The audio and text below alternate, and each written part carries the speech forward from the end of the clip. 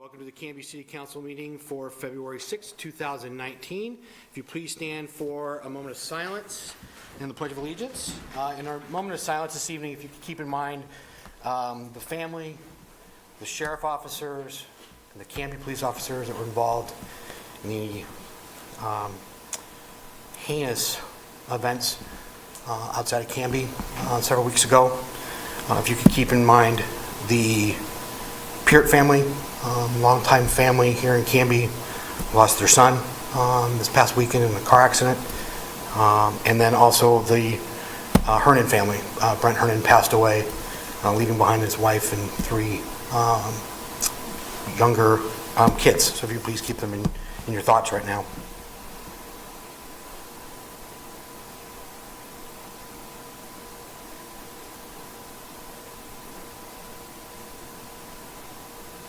Thank you. I pledge allegiance to the flag of the United States of America and to the republic for which it stands, one nation under God, indivisible, with liberty and justice for all. Thank you. Next on our agenda this evening is we've got a presentation from Clackamas County for the Drive to Zero campaign. So I'll turn it over to you, gentlemen. Good evening. Good evening.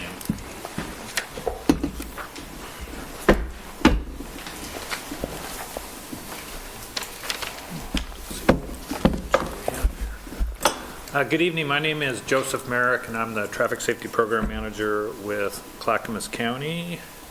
Why don't I put the mic over here so we can both use it? Oops.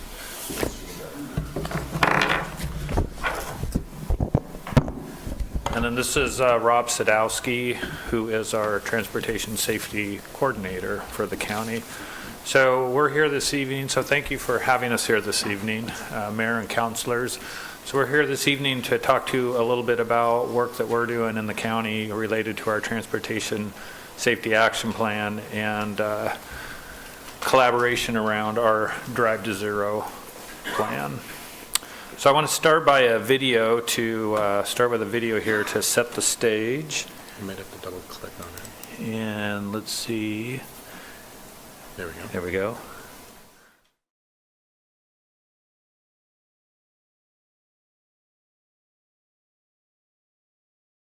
So this was actually filmed at the county fair in 2017, and it really sets the stage for what we are trying to do. Now let me see if I can actually advance the slide. There we go. Of what we're trying to do in Clackamas County, and from our 2012 safety action plan, we have a goal to reduce fatal and serious injury crashes by 50% by 2020. With the new plan that we're currently working on, our goal is to eliminate fatal and serious injury crashes by 2035. That effort is consistent with the goals of Oregon as documented in their 2016 Transportation Safety Action Plan. And so it's a very important goal, one that we're very intentional about achieving that goal. In addition to goals that we have related to transportation, we've also been doing a lot of collaboration with our public health. And when public health completed their blueprint for a healthy Clackamas County 2017 to 2020, within that document, which is a public health document, there's also a goal of eliminating fatal and serious injury crashes. So one thing we're trying to do within the county is really institutionalize this notion of getting to zero, and that traffic crashes are not acceptable, and doing that not just from an engineering perspective, but really because it's really a public health crisis with all the fatalities that occur in the county. As I mentioned, we're updating our Transportation Safety Action Plan. It's scheduled for adoption in March, and as I mentioned, we have our zero goal by 2035, and within that new plan, following actually the Towards Zero Deaths national strategy, as well as the model that ODOT's put together in terms of categories that we're looking at. We're looking at these categories of safe drivers and passengers, safe infrastructure, safe vehicles, which we don't have a lot of control over, but we certainly want to encourage that continued technology to make vehicles safe, and safe vulnerable users, which is our pedestrians, our bicycle operators, and our motorcycle operators. And then enhance emergency medical services. That is fundamentally important as we look at that response time, that golden hour of making sure people get treatment. Growing a safety culture that supports traffic safety and good behavior and good choices. And then safety management, how we manage the work that we're doing around safety. An example of how the safety action plan gives us direction is it gives us focus. It gives us good, strong policy related to safety that both supports supports the goals of the Board of County Commissioners as well as our goals within our department. And then with a local road safety plan where we identify those projects that we intend to build, it really helps us keep those safety dollars focused. So we know where we're going to spend our money to keep that system safe, and we're doing it in a consistent manner. And also that we focus our investments on countermeasures that are going to improve safety. This happens to be some work we've done out on Canby Markham just south of here near Maxburg Road. The county's goals from the 2015 strategic priorities our Board of County Commissioners put together. It includes these 5 goals, which really boil down to this notion of safe roads, healthy people, and a vibrant economy. So for our county to work well, we need to take into account all of those things. So in the work that we do from the traffic engineering side, we're trying to think of those components as we're working on designs, we're working on projects. So it's not just about kind of the old school way of a traffic engineer thought, which was move cars, move cars. It's thinking about a little bit broader context in what we do.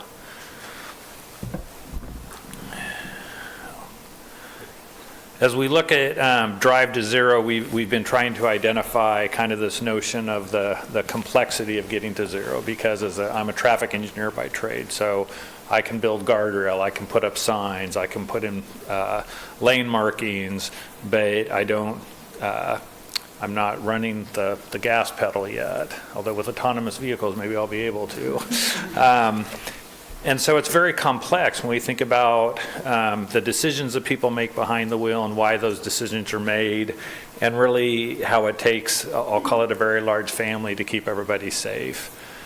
Because we can't judge people, we can't judge when there's a crash because we don't know what was going on. You know, if something terrible happened in your family and you were trying to get home to help, and you know, there's a whole host of reasons why crashes happen. So this slide, we were trying to illustrate how getting to zero is this whole kind of safety net of care and compassion just across the entire spectrum, everything from public health to law enforcement to somebody asking you, are you okay to drive given what's going on, to what happens in our schools, the kind of support you get in the workplace. So as you think about all those support structures that we have in our lives, it's really one of the pieces, and it's very big in terms of really helping us stay safe on the roadway system.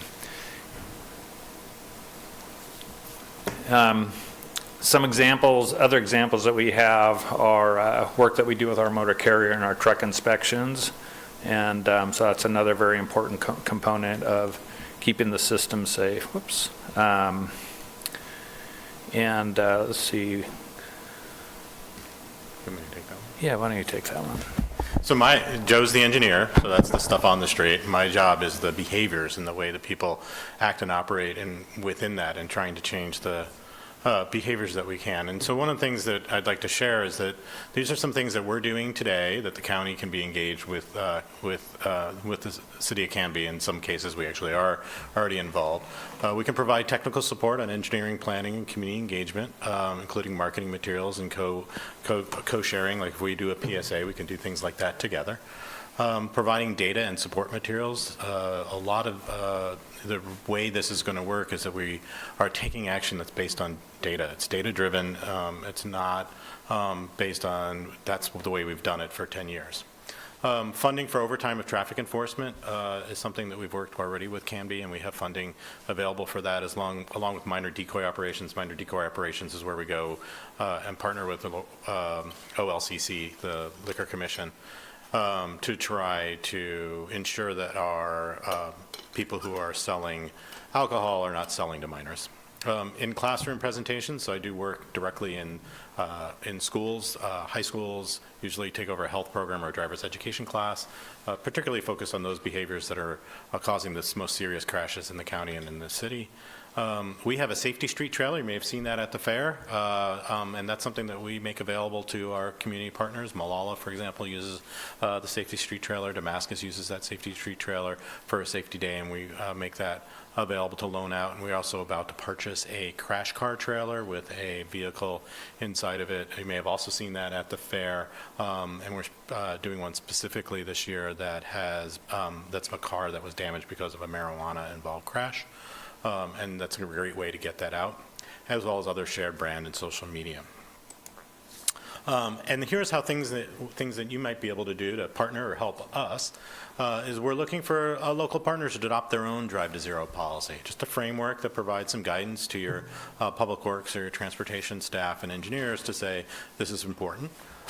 Developing your own transportation safety action plan, which is similar to what we wrote here, and we can help provide template information to your staff to do that. Again, engaging in traffic enforcement and minor decoy operations that under and as soon as OLCC has the ability to do that also for marijuana shops, to do that there. Hosting events for families, talking it up with schools, PTAs and things like that, and other shared branding and social media. We're available to answer questions on any of the materials that we sent and anything that you may think of while we're here.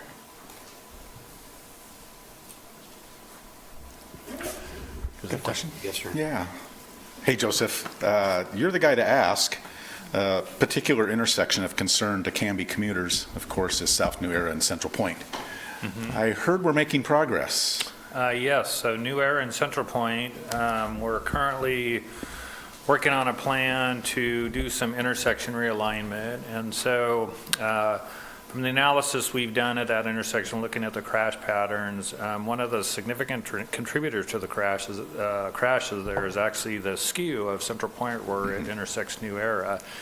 And one of the things we found from looking at where the crashes were occurring is that if you're at Central Point waiting to turn, because of the skew in the intersection, you're actually looking through the A-pillar of your car. Yep. So it's that big pillar. Yep. And as vehicles have gotten airbags put in those A-pillars have gotten really thick. Right. And so there's actually up to a 2 to 3 second gap where you don't see vehicles because of that A-pillar. And so what we're doing is we're realigning the intersection so Central Point will actually line up at 90 degrees on both sides. We're not converting it to an all-way stop right now because of the grades. And there's quite a bit of livestock that goes up and down that road. And so we looked at that. That project is currently in design. It will go to bid. It's supposed to go to bid, let's see, this is 19, it'll go to bid in early 2020 with a goal to hopefully construct it during the summer of 2020.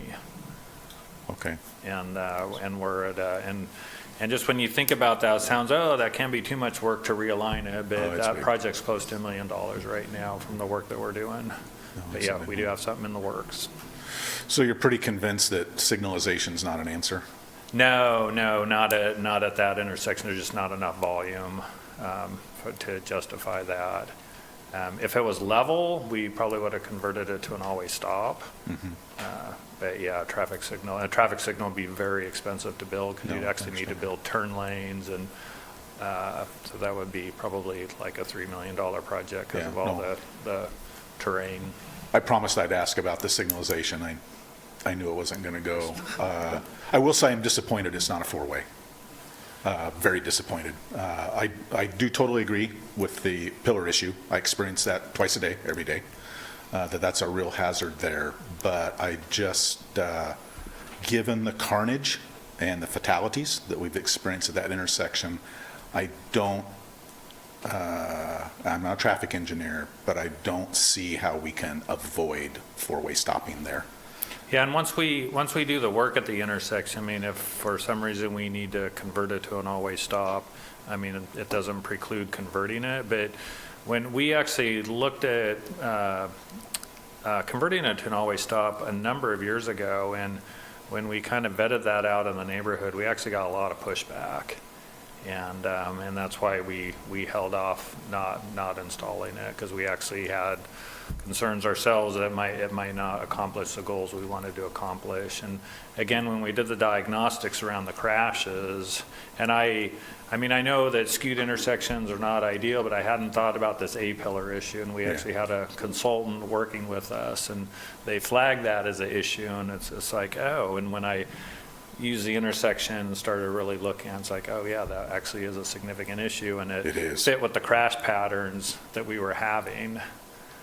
And so I think just that, and there's actually much more of a skew than what you realize. When you look at an aerial, I mean, it's like a 25-degree skew. So I think with that improvement, I think it's going to make a big difference. Yeah, good to hear. No, I've been driving that for over 40 years. It's quite a skew. Yes. And I know the personalities that have complained. I grew up with them. Not a lot of sympathy. Yeah. But And we did add a lot of additional signing and delineation out there, as well as kind of a stopgap measure, because we could, that was relatively inexpensive to implement. We could do it quickly. Yeah, So. it's amazingly bright. What's that? It's amazingly bright at night. It's good. It's like an airport runway at night. It's pretty amazing. But thank you. Thanks for moving on that. Yep. And thanks for I heard it has pretty high priority in 2020. That's pretty quick. Thank you, Joseph. Yeah. Appreciate it. And actually, I did have one question. So I was looking at your website. So it looks like your transportation system plan was last worked on in 2008. Would have been 2010, November 2010. 2010. We actually are, as we speak, preparing a grant application for funding of an updated TSP. Okay. So if we are able to get the funding, as you know, transportation system plan update is going to run in today's market 150 to 200,000 At least. and so we are in the process of developing the application. We'll have it in by the end of this week. Yeah, so one thing when you, if you're able to get a grant for that, it's easy to put in that safety action plan component as part of the TSP update. So you can kind of bundle those two together. So you might have, talk to your planning staff, maybe keep that in mind as you move forward. Well, if we are successful in our grant application, maybe we can sit down with you and have that conversation. You are a consultant in our planning department in Public Works, and see if we can make sure we coordinate appropriately. Yeah, we'd be happy to help. Wonderful. So, Thanks, John. yeah, great. So thank you for allowing Thanks, us to Joseph. present. Appreciate it. Kim, is there a way that you can send me this PowerPoint that we have in our packet broken out separately, so I can send it to the Traffic Safety Committee? That's what I was just thinking. So, yeah, just So to have- I have presented to the TSC. So they've, to our cities? Yeah. You did? yeah. Oh, That's how I think it started, how I got here, invited here. So, Oh, cool. okay. Let me exit out of here. Or? All right, then. yeah, so, so I go occasionally on Fridays. It's a great group. Very rarely do I get to have direction, be able to give direction and have it already done. It's fantastic. Perfect. Good job, Kim. Thanks. Thank you, guys. Thanks, Joseph. Thank you.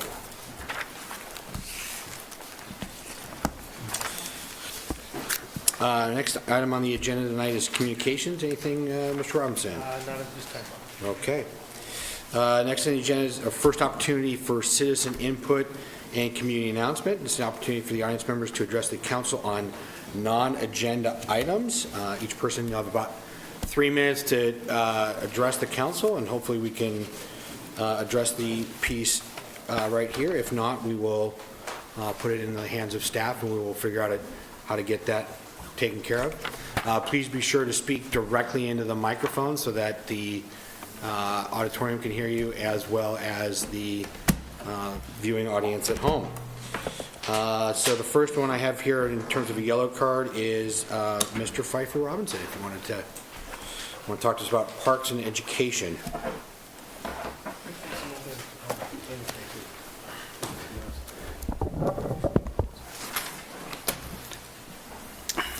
Eric, how are you, sir? Good, how you doing? Good. I could wait till you guys start the clock. Okay, so the Canby Bike Hub, that pump has been broken for months. even before the partial government shutdown. So I know that has nothing to do with it.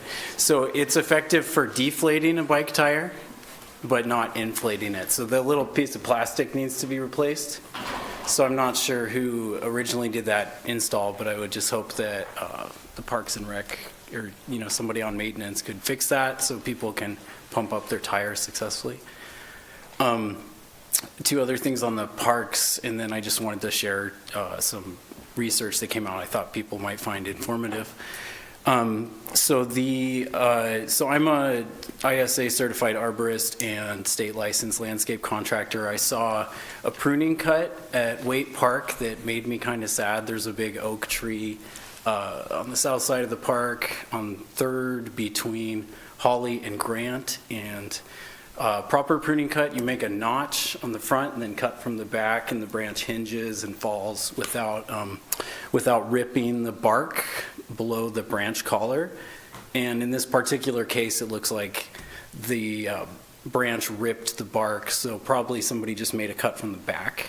So I just wanted to point out that can lead to deterioration of the tree and make it hazardous. And I'd be happy to work with anybody on that. One other thing I'd love to see in the parks is something making reference to the cultural history of the Native Americans. I have something here from Fort Yamhill, and there's Shampooey nearby, and the history with John McLaughlin and the Hudson Bay Company.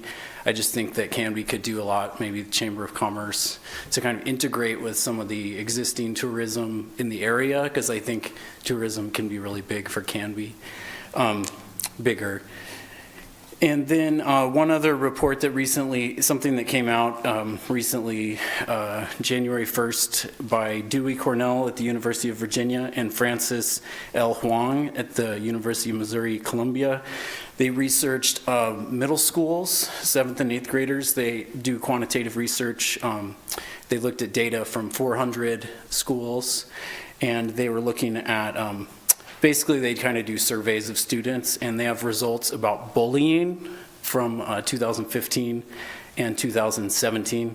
The report is called School Teasing and Bullying After the Presidential Election. So I won't share any anecdotes, but I'm just thinking, wanted to finish with Jackie Robinson, the first African-American allowed to compete in Major League Baseball, said, "I don't require that you love me or like me. All I'm asking is that you respect me." So, thanks. Good time. Thank you. Thank you. Thanks, Eric, appreciate that.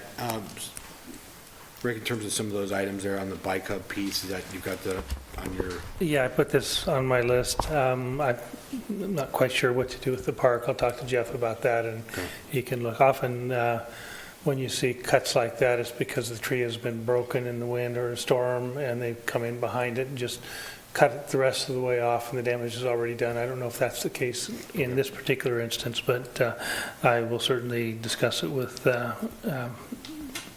our park lead worker. And then the item regarding the history piece with the Native American aspect and the Hudson Bay, or the McLaughlin piece, might be a piece for the Heritage. Run that past them for me, Mr. Parker. I'd appreciate that. Okay. Thanks, sir. Next on our list, Patty Green about Walnut Street. Evening, how are you? Evening. My name is Patty Green. Oops. I live at 2392 Southeast 1st Avenue, which is at the end of Walnut. I'd like to just make a request. This has got to do with the Shakespeare project that I know y'all can't talk about yet.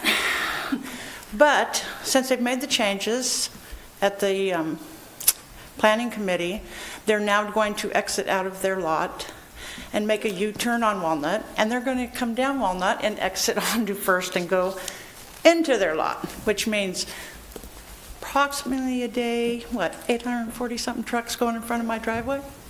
My two driveways, I'm not real good on that. My request would be to think about, until they get the infrastructure and they make their exit on Walnut, which they should do anyway, to use the parkway that you built for in the industrial, is shut down Walnut. Not shut it down all the time, just if we shut down Walnut out front of my house, it's not just for me, because everybody down First Avenue, they've already said the trucks can't go past my house. They have to turn at Walnut.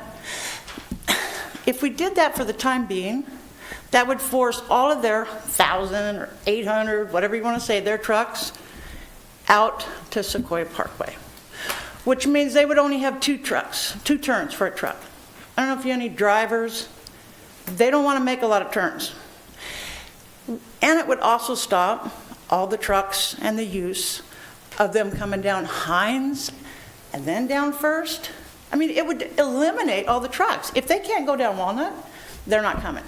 And it would kind of eliminate the 1,000 trucks going in front of my door every day. I'm not against the project. I think they're just backwards. I was going to bring you maps. I'll do that later because I went and talked to Kenneth Kent at the county. Okay. He has no idea how they're going to come out and turn. He goes, it's impossible by here. So until you turn the other side of First Avenue into commercial, which from talking to Kenneth most likely is a good plan because it's 99 and you can put the road through, then you've got 2 entrances into the parkway. But if you just shut down Walnut until you do that, until the city fixes First Street after my house, they're not going to allow them to use it. But when you guys fix it, they've got in their document that they're now allowed to use it.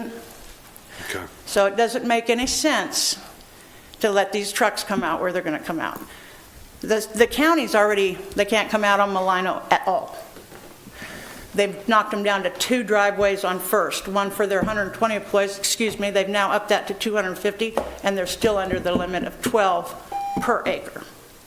Okay. Shut down Walnut. Until the infrastructure. Okay. I mean, it just makes sense. No, I appreciate the suggestion, Patty. Rick, maybe that's something that you and I can chat about further and maybe look at a map to kind of see what that looks at. Okay. Yeah, send it to us. Thank you. Mayor, if I could make an observation here, it's, well, she just left, but it's appropriate when citizens have concerns that they bring it to their elected officials. I find it unsettling, though, that we have no policy element into this project, that it hasn't come to the Canby City Council. So we have citizens asking us for help, but she actually knows more about the transportation elements of it than we've been presented with. So I don't know if we can do anything about that, but it puts me into an awkward situation of wanting to help a citizen, but not having a vehicle to do that. Okay.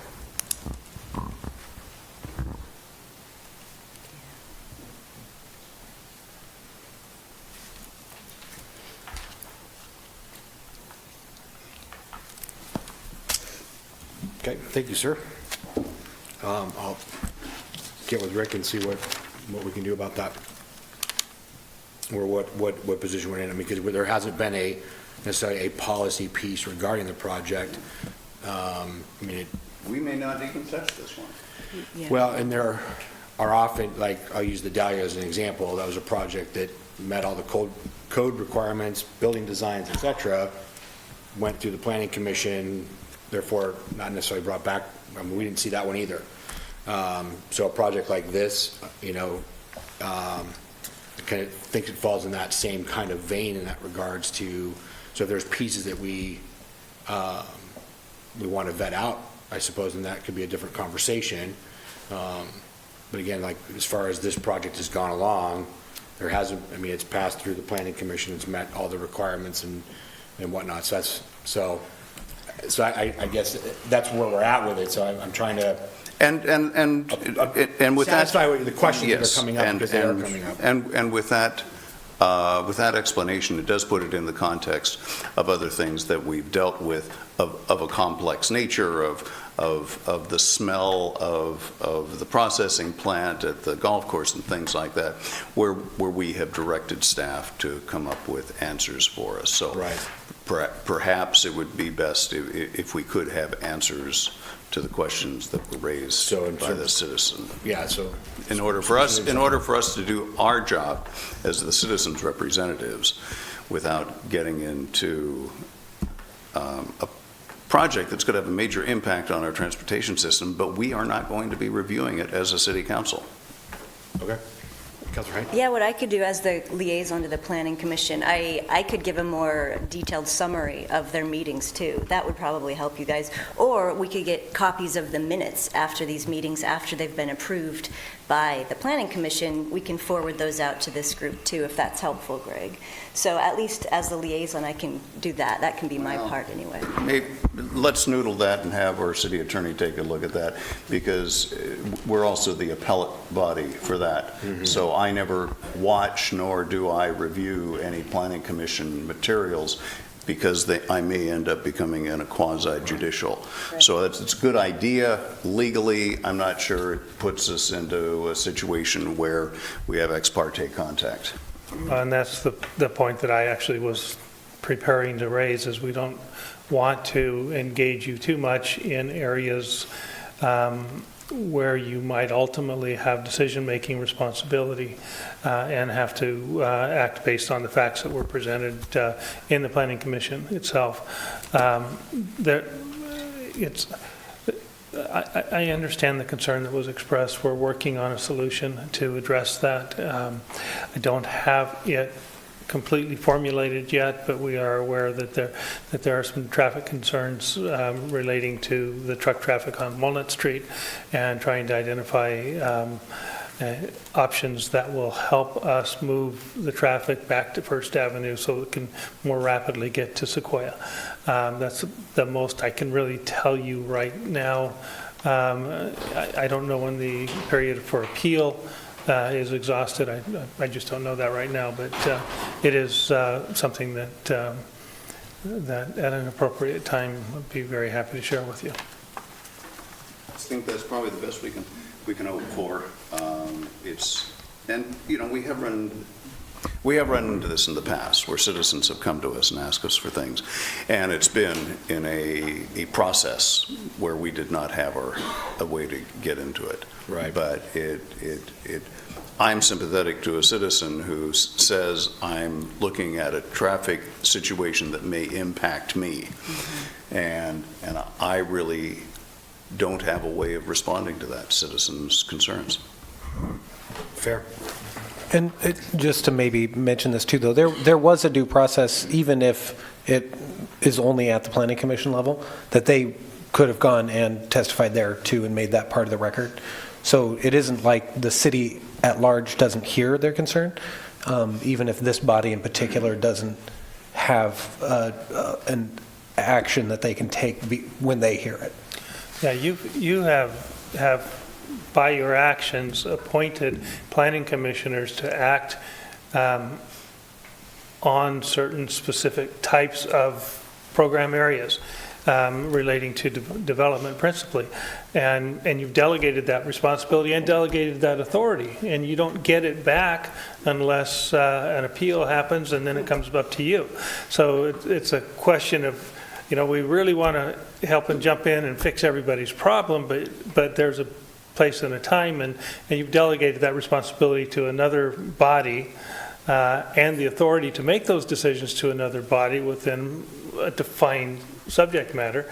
And at that juncture, and until such time as the issue rises to the level that the council is required to address it, you need to sit back or you will cause some problems for yourself and for the city. At what point do we know when it's basically closed, that there wouldn't be an appeal? And maybe that's a good question for us. At what point is it safe, so to speak, like, we can look at this now? It's You know what I mean? Well, it's a 30-day appeal period from their final order. And so, yeah, you'll know after that. And I'll say for ex parte, just so you know, if you happen to have ex parte contact, you can remedy it as long as you can assure the audience that you'll be objective anyway. So, I mean, she technically just gave you ex parte contact right today too, and you're always going to consider what happened down below, but hear it anew here. So it's okay to hear it. It's just, it's a safer avenue that you're saying, Mr. Parker. Yeah. Okay. Okay. Great question, Councilor Parker, thank you. I have no other yellow cards, so we'll move into mayor's business. A couple of updates. So on the Park Advisory Board, they held a community meeting 2 weeks ago, maybe 3, regarding the discussion on the splash pad and possible locations. It was a pretty good turnout for that conversation. I believe that they're going to be reviewing that conversation and going over the feedback at their meeting here coming up in a week or 2. And then I'm hoping that we can expect something from them for one of our March meetings as I look at a couple of our Park Advisory members. Your next meeting. Oh, for our next meeting. Okay. All right. Well, good to know. Thank you, sir. Clackamas Coordinating Committee front. A couple of things coming up on the agenda tomorrow evening to make you guys aware of. So 3 things. The Regional 2020 Plan. So Metro is looking at a 2020 Regional Transportation Investment Measure. So that means an investment bond that they're looking to put out for transportation projects within the Metro region. So Clackamas County Board and the Clackamas County Coordinating Committee are putting forth and pushing for the completion of the Sunrise Corridor Phase 2, which is out in the Happy Valley area, but it's carrying that project out to hopefully the completion. Second thing is the county is working with Metro on the housing bond implementation, so we're going to get an update on that. And then finally, we're starting to begin draft work at the Coordinating Committee for the Clackamas Transportation Planning for 2070. So at our retreat last year, this past summer, we had a lot of conversation about transportation and looking ahead going, okay, we're dabbling in things that are 5-10 years out. We need to be looking bigger picture.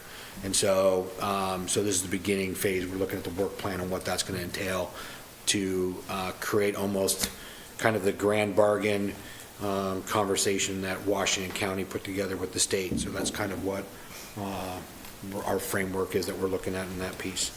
The Canby Ferry, so February 19th from 6 to 8 o'clock at Canby Foursquare Church will be a Board of County Commissioners listening session on feedback pertaining to the ferry. Now, the county put out a press release about the bridge option and that they've taken that option off the table, so it's not necessarily a conversation piece now. So now the conversation focuses on the ferry and what will come of that, and we're going to have that conversation later in the agenda. So we'll talk more about that. I want to say thank you to the Canby Kiwanis Club for organizing a cleanup for Canby's first day of service on Martin Luther King Day. President of the Kiwanians is Tony Crawford, who's here. So thank you, sir, for putting that together. I really appreciate it. And they did the logging trail all the way down from one end to the other and picked up trash and debris. And so they had a great turnout. So thank you, Tony, for organizing that. I really appreciate that. And then as a reminder, on Monday night, State of the City address is scheduled. It'll be beginning at, I believe, 6 o'clock at the Canby Area Chambers. Will be starting it off with a business showcase up in the Cutsforth Town Hall. So they're upstairs on the back here. And then I'll be giving the address around 7 and wrap up hopefully with some question and answer. So that's all that I have for right now. And we'll move into Councilor Liaison Reports. Councilor Height. Yeah, you know, about the bike hub, I successfully used it, Eric, on Sunday. I used it. So I don't know if somebody fixed it in the meantime, or if I was lucky or what. Do you but have a Cresta or a Schrader? I don't even know. But anyway, yeah, so maybe sometimes. But we will look into it anyway. It's supposed to twist so you can use it for either type of valve. Okay. And it's stuck. Okay. All right. Works for, if it's Schrader, you're in luck. Okay, thought I'd put it out there. I've had success anyway, sometimes. With the Planning Commission, I do have some notes from the meeting. Basically, it was a work session, and what they're doing is they're reviewing the planning code. So they've had a lot of documentation over the last couple of years where they want to make an update, and so they got through 3 of the 32 chapters at their meeting on, I think, last Monday. And so they have another study session scheduled for later this month. They'll go through, they're kind of going to chip away at it gradually, and after that, they're going to send it to the Department of Land Conservation and Development. Then they'll have a public hearing so the public can listen to the proposed changes. Then they'll make a recommendation to us. So eventually, I'm not sure how many weeks or months down the road it is, but it's kind of exciting that we get to see some of these amendments to the planning code. So that's good stuff. So I was glad to see that progress. What else? I said goodbye to the Canby Area Transit Board a couple weeks ago because I used to be the liaison, and now Councillor Spoon's taken over, so that was kind of special, but yeah. It's been fun working with Julie. And then I wanted to give just a shout out to Jerry Nelson. He's actually right now, he's talking, my homeowners association is having their annual meeting, and he volunteered to come on over and talk about street trees. So give an update about good species to plant in the parking strip. And so that was just really kind of him, and our neighborhood is grateful for that city involvement. And so that's, yeah, thanks to Jerry. And then lastly, I'm excited that the mayor's State of the City is going to be in the evening this year. Yeah, that's exciting. So some of the folks that are away during the day can cruise in at night and listen, I hope. So good choice. Well, thank you. Yeah, it was working with Kyle Lang, the director of the chamber, and he had a vision, I had a similar vision, and thought, hey, what if we can do something in the evening? Because it's generally held during the chamber lunch. Yeah. And so it's really those with, and I think I did 2 last year, yes. Yeah, so evening one, I'm looking forward to it. And I think pairing it up, I think a number of businesses are going to be there with food and items and whatnot to highlight. So, yeah, so bring your appetite. So, yeah, thank you. Yeah, thanks. That's all I've got. Great, thank you. Councilor Parker. Yeah, hi. Well, let's see. The Bike and Pedestrian Committee met last week, and they discussed the Splash Pad Park. And the meeting to take public input on the splash pad was taking place during their meeting, so they recessed temporarily in order to come in and make their presentation about the need for safe routes to recreational facilities. And they look forward to getting their hands on any sort of subsequent engineering drawings when final location and type of park it comes up. They'd like to be invited to review and comment on the design of that. The Heritage Commission, Heritage Landmark Commission, has an open seat. So individuals who are interested can take a look on the city's website. The economy is so hot that when the Heritage Commission went out for an RFP for a consultant, they got none that said we can do a small proposal for the preservation plan for the city. We've got some grant funds available, ironically, but we don't have somebody to do the job, so they're going to reopen the RFP and see if we can find somebody to come in and help us with inventory and proposals for our historical properties. And if you would, take a look at this paper. I asked staff if they'd distribute it. It says 2019-2020 HLC project status. They really set the standard for tracking what they do. Here's the projects that they have, and here's the status of them. Then if you turn the page, attached to that is a uniform planning document that they're going to be using for any of their future projects, which ask for the title, the lead, the purpose, the project significance, the timeline, the goals, the budget, the funding, the grant timelines, communication plan, and you turn it over and, oh, it didn't get printed. And on the backside is then an evaluation on lessons learned and recommendations. So again, Canby's overachieving Heritage and Landmark Commission is again setting the standard for organization. Just the organizational skills that are demonstrated there are amazing. That's it. Councilor Parker, are they the ones that are holding a public hearing regarding City Hall?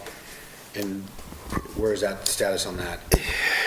That depends upon the nature of the changes that will be made. So there is a triggering of that. For example, if there was anything to take place on the outside of the building. As I recall, the way we set up our local historic designation of that building, that we said that any future owners and developers on the inside, you can do what you want. If you want to do something on the outside, then you're going to have to go through a process. One of the discussions, for example, is to restore part of the front to its original fire hall doors, which it would seem to me that actually returns it to an historic nature. But that's a process that will be determined based upon whatever proposals come to them. So yes, they would if that's going to happen. If that was going to happen. Okay, perfect. Thank you, sir. Councilor Hensley. Thank you, Mr. Mayor. I really don't have too much, as our C4 meeting is tomorrow night and Traffic Safety Commission meets on Friday morning, so I don't have much in the way of liaison reports, but I did want to make a quick announcement that the Suicide Prevention Task Force has new signs. Some of them are out in the community, but they're available if you want a new round of signs for your neighborhood. They're available in the back of the library by the teen room. Different messages this time, and they actually include a crisis phone number on them, so they're pretty too. Joyce Ayers designed them, so yeah, they're very nice. So anyway, I just wanted to make sure everybody was aware that those were available for pickup in the back of the library. Great, thank you. Council President Taylor. Yes, Mr. Mayor, likewise attended the Parks and Rec meeting on the splash pad. The Canby Utility front, Canby Utility welcomes its new chairman, Bob Hill, who's taking over from the retiring Gary Potter, and we want to thank Gary Potter for 10 years of service to the city, both on Canby Utility and for many years on the Budget Committee. 10 years? 10 years. Jeez. And he said, I'm retired now. So I thought we were glad for punishment. Yeah. So our sincere thanks to Gary. He's done just a wonderful job and seen Canby Utility through some interesting times. Canby Utilities also started working on their water master plan. Just like we do, they do master plans, and that will help to address Canby's water needs over the next many decades. And so they'll be looking at a number of options to continue to have a great water supply and the cost and the timing for those. That should be done later in the year, and we'll get back to you when it's available. The mayor and I attended, along with Chair Bernard and Commissioner Savas and Humberston, a very touching ceremony at Warner Grange, when one of Canby's own, Marissa Yeager, received one of the highest national awards that the Grange offers. And that was for helping to raise money to get what's called cuddle cots in every hospital in Oregon. Without going into a lot of detail, a cuddle cot is a special mechanism that lets families who have suffered a stillborn birth in the hospital or a near-partum death of a child to stay with their child and to have some hours and some time with that child. They're somewhat expensive, but Marissa took it upon herself to do fundraisers. She's so far supplied the 7 major hospitals in Portland with cuddle cots. She says she has 33 more hospitals to go. So fellow councilors, you've all received an invitation to an auction at Warner Grange that's coming up in April. It's a fundraiser auction, so just buying the ticket for dinner is only part of it. Be prepared to help otherwise. The public's also invited to that, and when that date gets close, closer, I'll announce it again. You can get tickets or make donations online. But a really, really amazing ministry to families at a really tough time. And I believe that's all, Mr. Mayor. Thank you. Great. Thank you, sir. Councilor Farway. That makes it my turn. Good evening. Try and keep it quick. The library had a special meeting last week, the library board, due to some budget stuff, and we'll be having a presentation on that tonight, so I won't go into that. But I did want to mention that we also, happening tonight, is we're appointing new board members, so the library board will be full, which is a fantastic thing. We have a new student board member and two board members from outside the city limits, so really encompassing everybody who uses the library, not just city limits, not just, you know, certain age groups or whatever we have, from students to all walks of life and in there. So I'm excited about that. The fire board, and Chief Davis can correct me if I mess this one up, because the board members attended a training which keeps our premiums lower. So I wanted to give a kudos to all of our fire board members for doing that. They really care about us and the finances. So it was nice of them to attend that training to keep our premiums lower.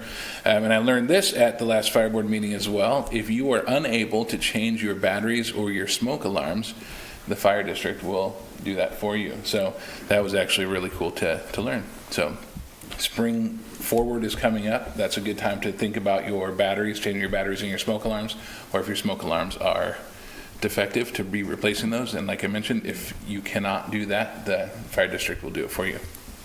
That's all I have. Great. If I may say so, Mr. Mayor, the fire district will even, if every smoke alarm in the house is going off and you have a panicked teenage daughter at home, come and rip that nasty smoke detector off the ceiling and change the battery for you. My sincere thanks to them. I was going to say, it sounds like that's a pretty experienced situation. Mom and Dad were a long way away, and Canby Fire came to the rescue. I deeply appreciate it. They've been to my house a number of times, all of them personally embarrassing, but they handle it with great dignity for me. So thank you, Chief. That is funny. I suppose it's better they do it than you walk in and, taking a baseball bat. Oh, yeah. No, they were wonderful, and they assured her and calmed her down, and it was great. Too funny. Councilor Spoon. Councilor Dale, there's finally a situation where you have more cause to be embarrassed than me. Oh, yes. I don't have any liaison appointment reports this time, but I will have all of them next time. But one thing, and I know the mayor was there with me too, but he didn't mention it, so I'll bring it up. We both attended the Children's Summit that Kiwanis hosted, which was an event that had all of the organizations, or at least most of them, and we're still filling in the gaps and the blind spots that help children or work with children in some capacity, to come together and see where there's some redundancies, maybe where there's some opportunities for collaboration, and where our blind spots are, so that we can make sure that the children in Canby are served to the best of the community's ability. And that was a pretty neat event. How many organizations were there? 30 some odd? We had 61 individuals representing 28 different organizations in our community. That's for the TV audience, 61 individuals, 28 different organizations. So it's pretty amazing for a town of 17,000 people to have that many organizations that serve the community. So it's exciting to see what happens next. I know there's going to be a survey and then another meeting and some opportunities to really get as much synergy as possible. It's pretty neat to see. Great. Anything else? That's all I have, sir. Okay, great. Thank you. We'll move into the consent agenda. Mr. Mayor, I move to adopt the minutes of the January 9th, 2019 City Council work session, the minutes of the January 16th, 2019 City Council work session and regular meeting, the appointments of Stephen Berry, Eric Pfeiffer Robinson, and Jim Davis to the Parks and Recreation Advisory Board for terms to end on June 30th, 2021, the appointment of Meridian Laddig as a non-voting student member to the Library Board for a term to end on June 30th, 2021, and the appointment of Susie Stutz and Denise Fonseca to the Library Board for terms to end on June 30th, 2023. Second. Motion's been made by Council President Dale and seconded by Councilor Hensley to approve the consent agenda, which includes the adoption of the minutes of the January 9th, 2019 City Council work session, minutes of the January 16th, 2019 City Council work session and regular meeting, appointments of Stephen Barry, Eric Pfeiffer Robinson, and Jim Davis to the Park and Recreation Advisory Board for terms to end on June 30th, 2021, appointment of Meridian Ladig, did I say that right? All right, as a non-voting student member to the Library Board for a term to end on June 30th, 2021, and the appointments of Susie Stutz and Dennis Fonseca to the Library Board for terms to end on June 30th, 2023. And before I ask for your approval, I just want to, we're going to embarrass you shortly. We're going to celebrate you because this is a big deal that we have our first two committees that have committed to reaching down and including high school students into the process and what we do here. And for you and to be the first one to be appointed is a big deal, and to have it at the Library Board is an even bigger deal. So we're really excited that you've stepped forward. I've seen you at other functions, and you are an impressive young lady, and you do great things around the community. So I'm very excited that you are going to be helping steer the Library Board in new and fun directions. So I'll call up Irene here and you in just a second to do a formal introduction because I think it's important. So with all that being said, all those in favor of approving the consent agenda? Aye. All right. All those opposed? That passes 6-0. So Irene, would you and Meridian like to come up and make a formal introduction, and we'll make... Yes, we'll do a council picture as well. We are very excited about having Meridian on board. She's already made an impact into the teen community, which we're really excited about. They wanted to start a Dungeons and Dragons program, which the kids have really wanted to do. They have asked about it. Meridian went and did it. She had the contact person. They're already starting the program on Sunday. Wow. So that's pretty awesome that it's making this Sunday. Already starting the Dungeons and Dragons. They haven't really narrowed that down yet. That'll be out, but yeah. It's for teenagers, Sarah. Yes. I can't play a rogue. I've been dying to make a bard, actually. I've been working on my guitar skills. No, for my So that's coming up. Be coming up, but she says to hear her voice on the board is going to be invaluable, I think, to get that input. And thank you. It's really cool to make a difference. So let's hear a little bit about her. Well, yes, please, Meridian, so tell us about you and what brought you to getting onto the Library Board. Well, I'm involved in a lot of different community events. I'm in theater and I'm in soccer, and I just really love helping out, and it's going to be just a really cool experience for me to be able to see what I can do for the board and the library. What grade are you in? I'm a 10th grader. I'm a sophomore. Okay. Excellent. Thank you for doing that. Yeah, thank you for doing that. So I would love for the council and you and Irene to get a picture, if that'd be okay. Okay. I mean, it's a historic moment.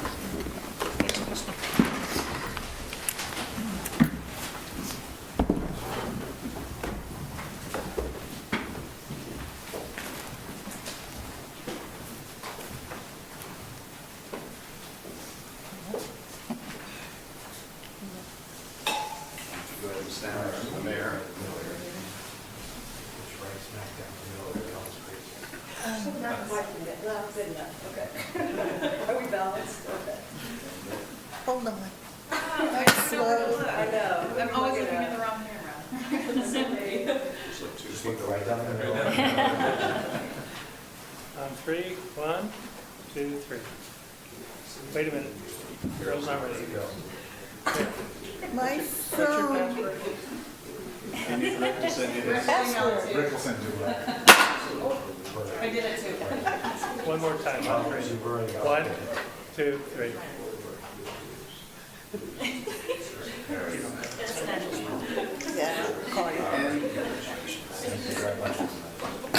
And did you bring somebody with you who you'd like to introduce? Oh, sure.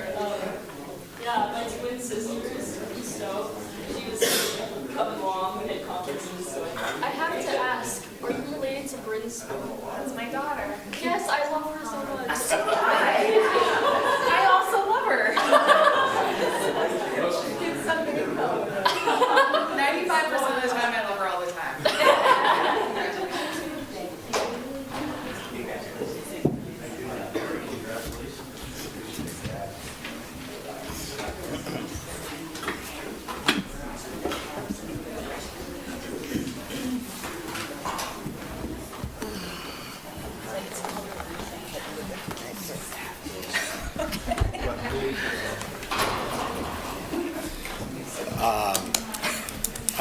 So I understand Denise is here as well for the library board. Denise, thank you for joining the board. Really appreciate that. And Chief Would you Davis. like a picture too?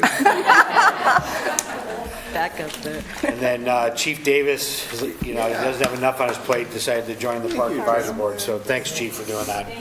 Eric just left. And then Eric just slipped out. Okay, all right. Thank you. We will move into resolutions and ordinances. The first item we have is Resolution 1303. This is adopting Canby Area Transit's 2019 ADA Plan, Americans with Disabilities, and repealing Resolution 1229. Hi, Julie. Hi, How are you? I'm good. Great. As most of you know, because we operate a federally funded public transportation service, we're required to maintain an up-to-date ADA plan for our public transit service. The 2019 version of the plan that's in your packet has been reviewed by staff and also ODOT's Rail and Public Transit Division. At a glance, it really doesn't look much different than the one that was adopted in 2016.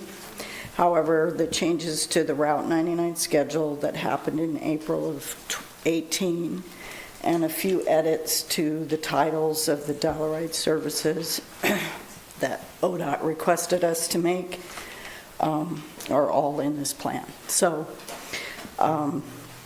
in the new plan, we have updated the name of the fixed route service and all the references to that. The Dollarite services have been more strictly defined as paratransit and the Oregon City service and the general public Dollarite service. And the appendices have also been updated that match that. We also added what's called a reasonable modification policy, which is required by the ADA. And in the description of services section, we updated the population and demographics information. And in the public participation section, it now includes the most recent outreach activities and things that we learned from the Transit Master Plan process and our most recent update of the Title VI plan. And there are a few minor edits for clarification. I wish I could tell you that we won't have to do this again, but we have to do it every 3 years.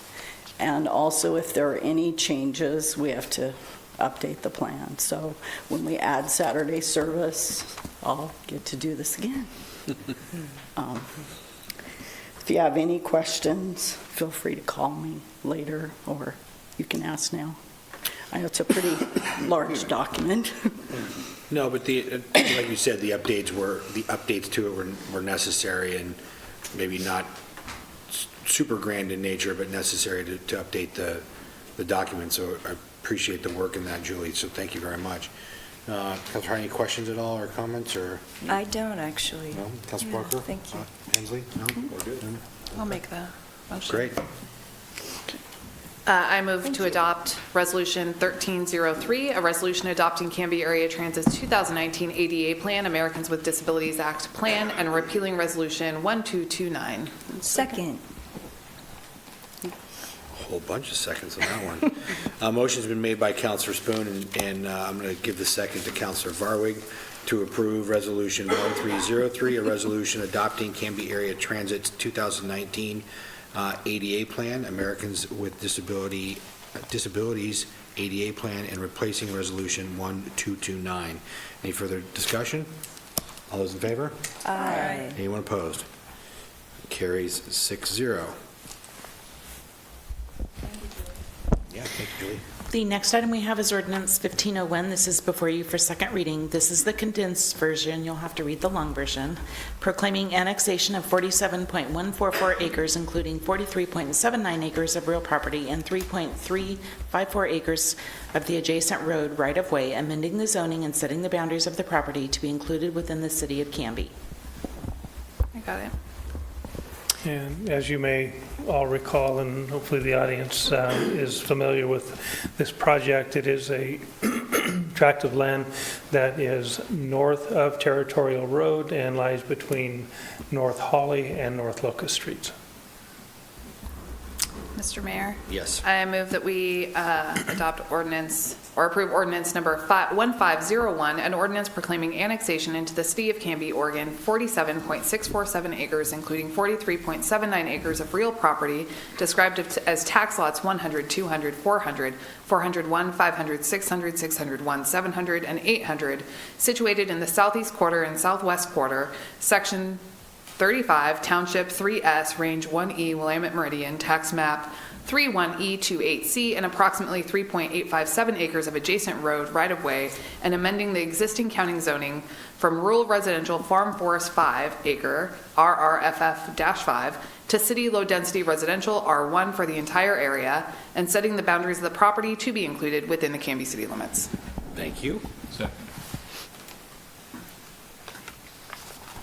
Motion's been made by Councilor Spoon and seconded by Councilor Varway to approve ordinance number 1501, an ordinance proclaiming annexation into the city of Canby, Oregon, 47.647 acres, including 43.79 acres of real property described as tax lots 100, 200, 400, 401, 500, 600, 601, 700, and 800, situated in the southeast quarter and southwest quarter, section 35, Township 3S, Range 1E, Willamette Meridian, Tax Map 31E28C, and approximately 3.857 acres of adjacent road right-of-way, and amending the existing county zoning from rural residential farm forest 5 acre, RRFF5, to city low-density residential R1 for the entire area, and setting the boundaries of the property to be included within the Canby city limits. Any other discussion, questions? Sir. All those in favor? Aye. It's a roll call vote. Councillor Height? Aye. Councillor Parker? Aye. Councillor Hensley? Aye. Councillor Dale? Aye. Councillor Varwig? Aye. Councillor Spoon? Aye. Motion carries 6-0. The next item you have is ordinance 1502. This is authorizing a contract with Curran McLeod Incorporated Consulting Engineers for design and construction phase engineering services for the South Ivy Street wastewater pumping station. This is also before you for second reading. The contract amount, as indicated in the agenda item, is $123,800. This represents the engineering costs and not the construction costs for the project, which we will actually bring that to you at a later date once all the design engineering is done and we've gone to bid on the project. This is a project that, as I mentioned to you a couple weeks ago, is going to be necessary to support much of the development that's ongoing in the area adjacent to South Ivy, both on the west and on the east side of South Ivy, all the way to the Malala River. Great, thank you, Rick. Yeah, it's a needed piece, and that'll be also including then all of that South Ivy into the city of Canby, correct? When that Yeah, project's all done. this won't do that, but that's part of the larger project. We actually have several steps in the process. At the conclusion of at the last council meeting, you approved an intergovernmental agreement between Clackamas County and the city that was the kickoff for the design engineering that will ultimately lead to a bid to do the improvements from Highway 99 to approximately 11th Avenue on South Ivy. The next, as part of that agreement, you'll be taking, we, the city, will be taking over the road from, for the entire length of South Ivy to the city boundaries, which likely will, when this project is completed, also be the same as our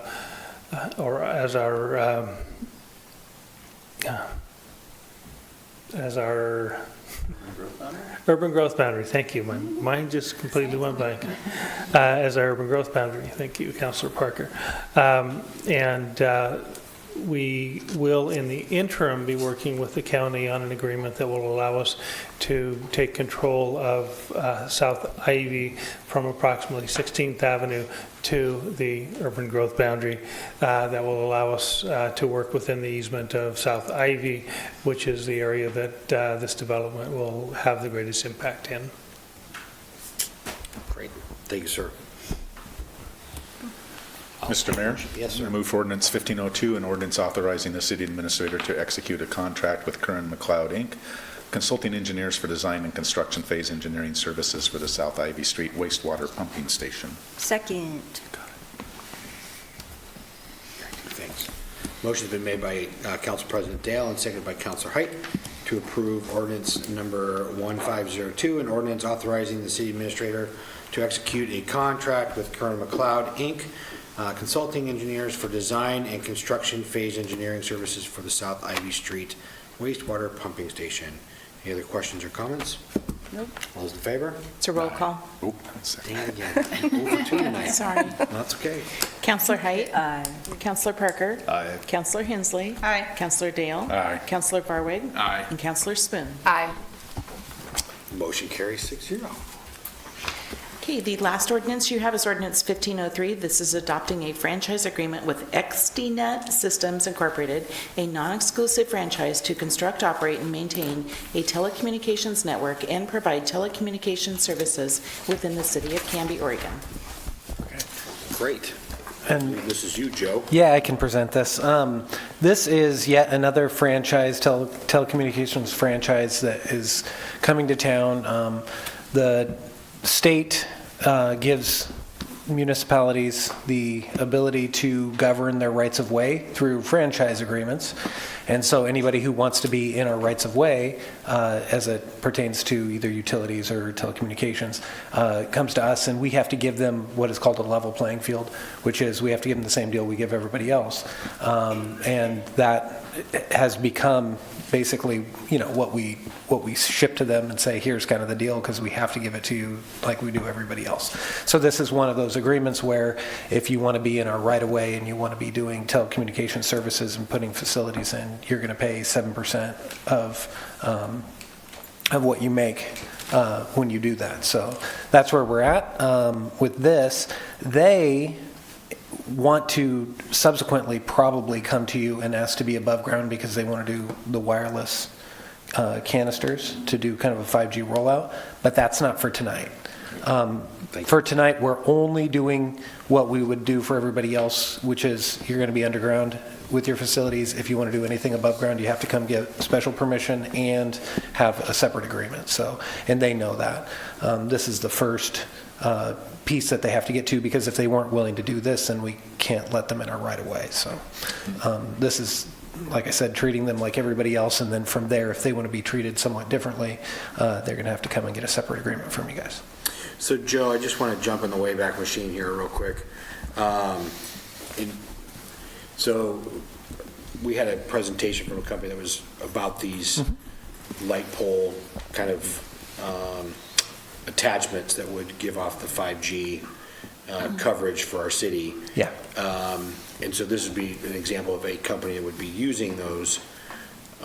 That If they technology. do, they will get a separate agreement. But yes, this is, I think, what their end game is. Okay, so what we're then potentially looking at is something like that being installed within. Very similar. In fact, this is the same point person who came to you, but under a different company. Okay.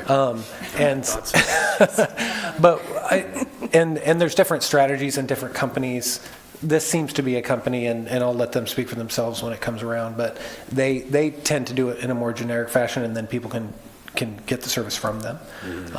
Other companies come with just their customers in mind. This is one that seems a little more generic, but we're not even there yet in terms of, because we're really only laying the groundwork for treating them exactly like everybody else first, and then see if they want to impress you guys enough with whatever agreement that they propose and we can work on in order to get above ground. Well, we always like to be wined and dined. Okay, yeah, because And again, looking ahead, this is going to become, we're going to see more of this coming to us, you guys, just as a heads up, as 5G continues to kind of expand and roll out. And the technology piece to all that is changing rapidly. I know you follow that closely and are aware of that, but yeah, so we will be seeing a few more of these, I think, in the near future. So I'm glad that we have this, at least this initial groundwork piece that needs to be done before we get into any other conversation. And if you obviously want a workshop or something like that in advance of making any further decisions, we could do another one of those too. Potentially. Councilor Spoon? This might be a workshop question, but I'm just going to put it out there and you tell me how complicated the answer is. Okay. So with like Direct Link and Wave, we know a subscriber count, we know all of that. With companies like this that just ping the signal somewhere else, is there really any enforcement mechanism for us to know that we're getting the franchise fees that we're due based on the service that they...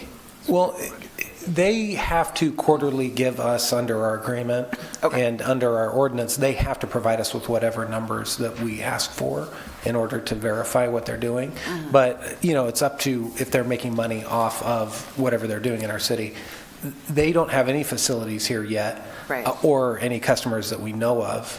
They have to report it to us, and we have the ability to audit it if we ask. So like if this is similar to the other company where we're looking at, what I recall understanding, and it's been a little while, it's been like a year and a half, is that they don't actually have subscribers. They just ping signals and then charge like Verizon and AT&T and whatever for the service that goes through that signal. So those are the numbers, they would give us numbers associated with that? Like I guess that's... Well, I'm not sure what their business model is and how they make money, but whatever the money that it is that they make off of it 7% of it would come to us, presumably.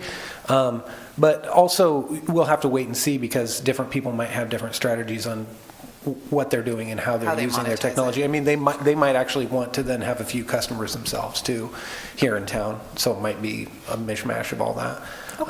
But for now, this is limited only to whatever it is if they wanted to use, say, other people's fiber and have contracts with them and have customers. So when they try to come above ground, we can have all these discussions too. So I guess the question that I haven't asked that I probably should have asked to begin with is, so there's language in the agreement that you're planning to make based on them being a middleman and not having their own subscribers.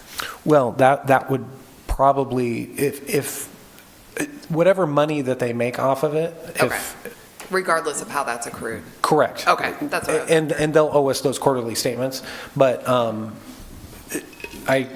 I really should stress that we will have the additional agreement for whatever they seem to be planning, and we'll make sure that all of those things are addressed. Okay, thank you, sir. Yeah. Good questions. Anything else for Joe? Okay. I'll take a motion then, please. I'll make a motion. I move to approve ordinance number 1503, an ordinance granting to Extenet Systems Incorporated a non-exclusive franchise to construct, operate, and maintain a telecommunications network and provide telecommunications services within the city of Canby, Oregon. Great, thank you. Second.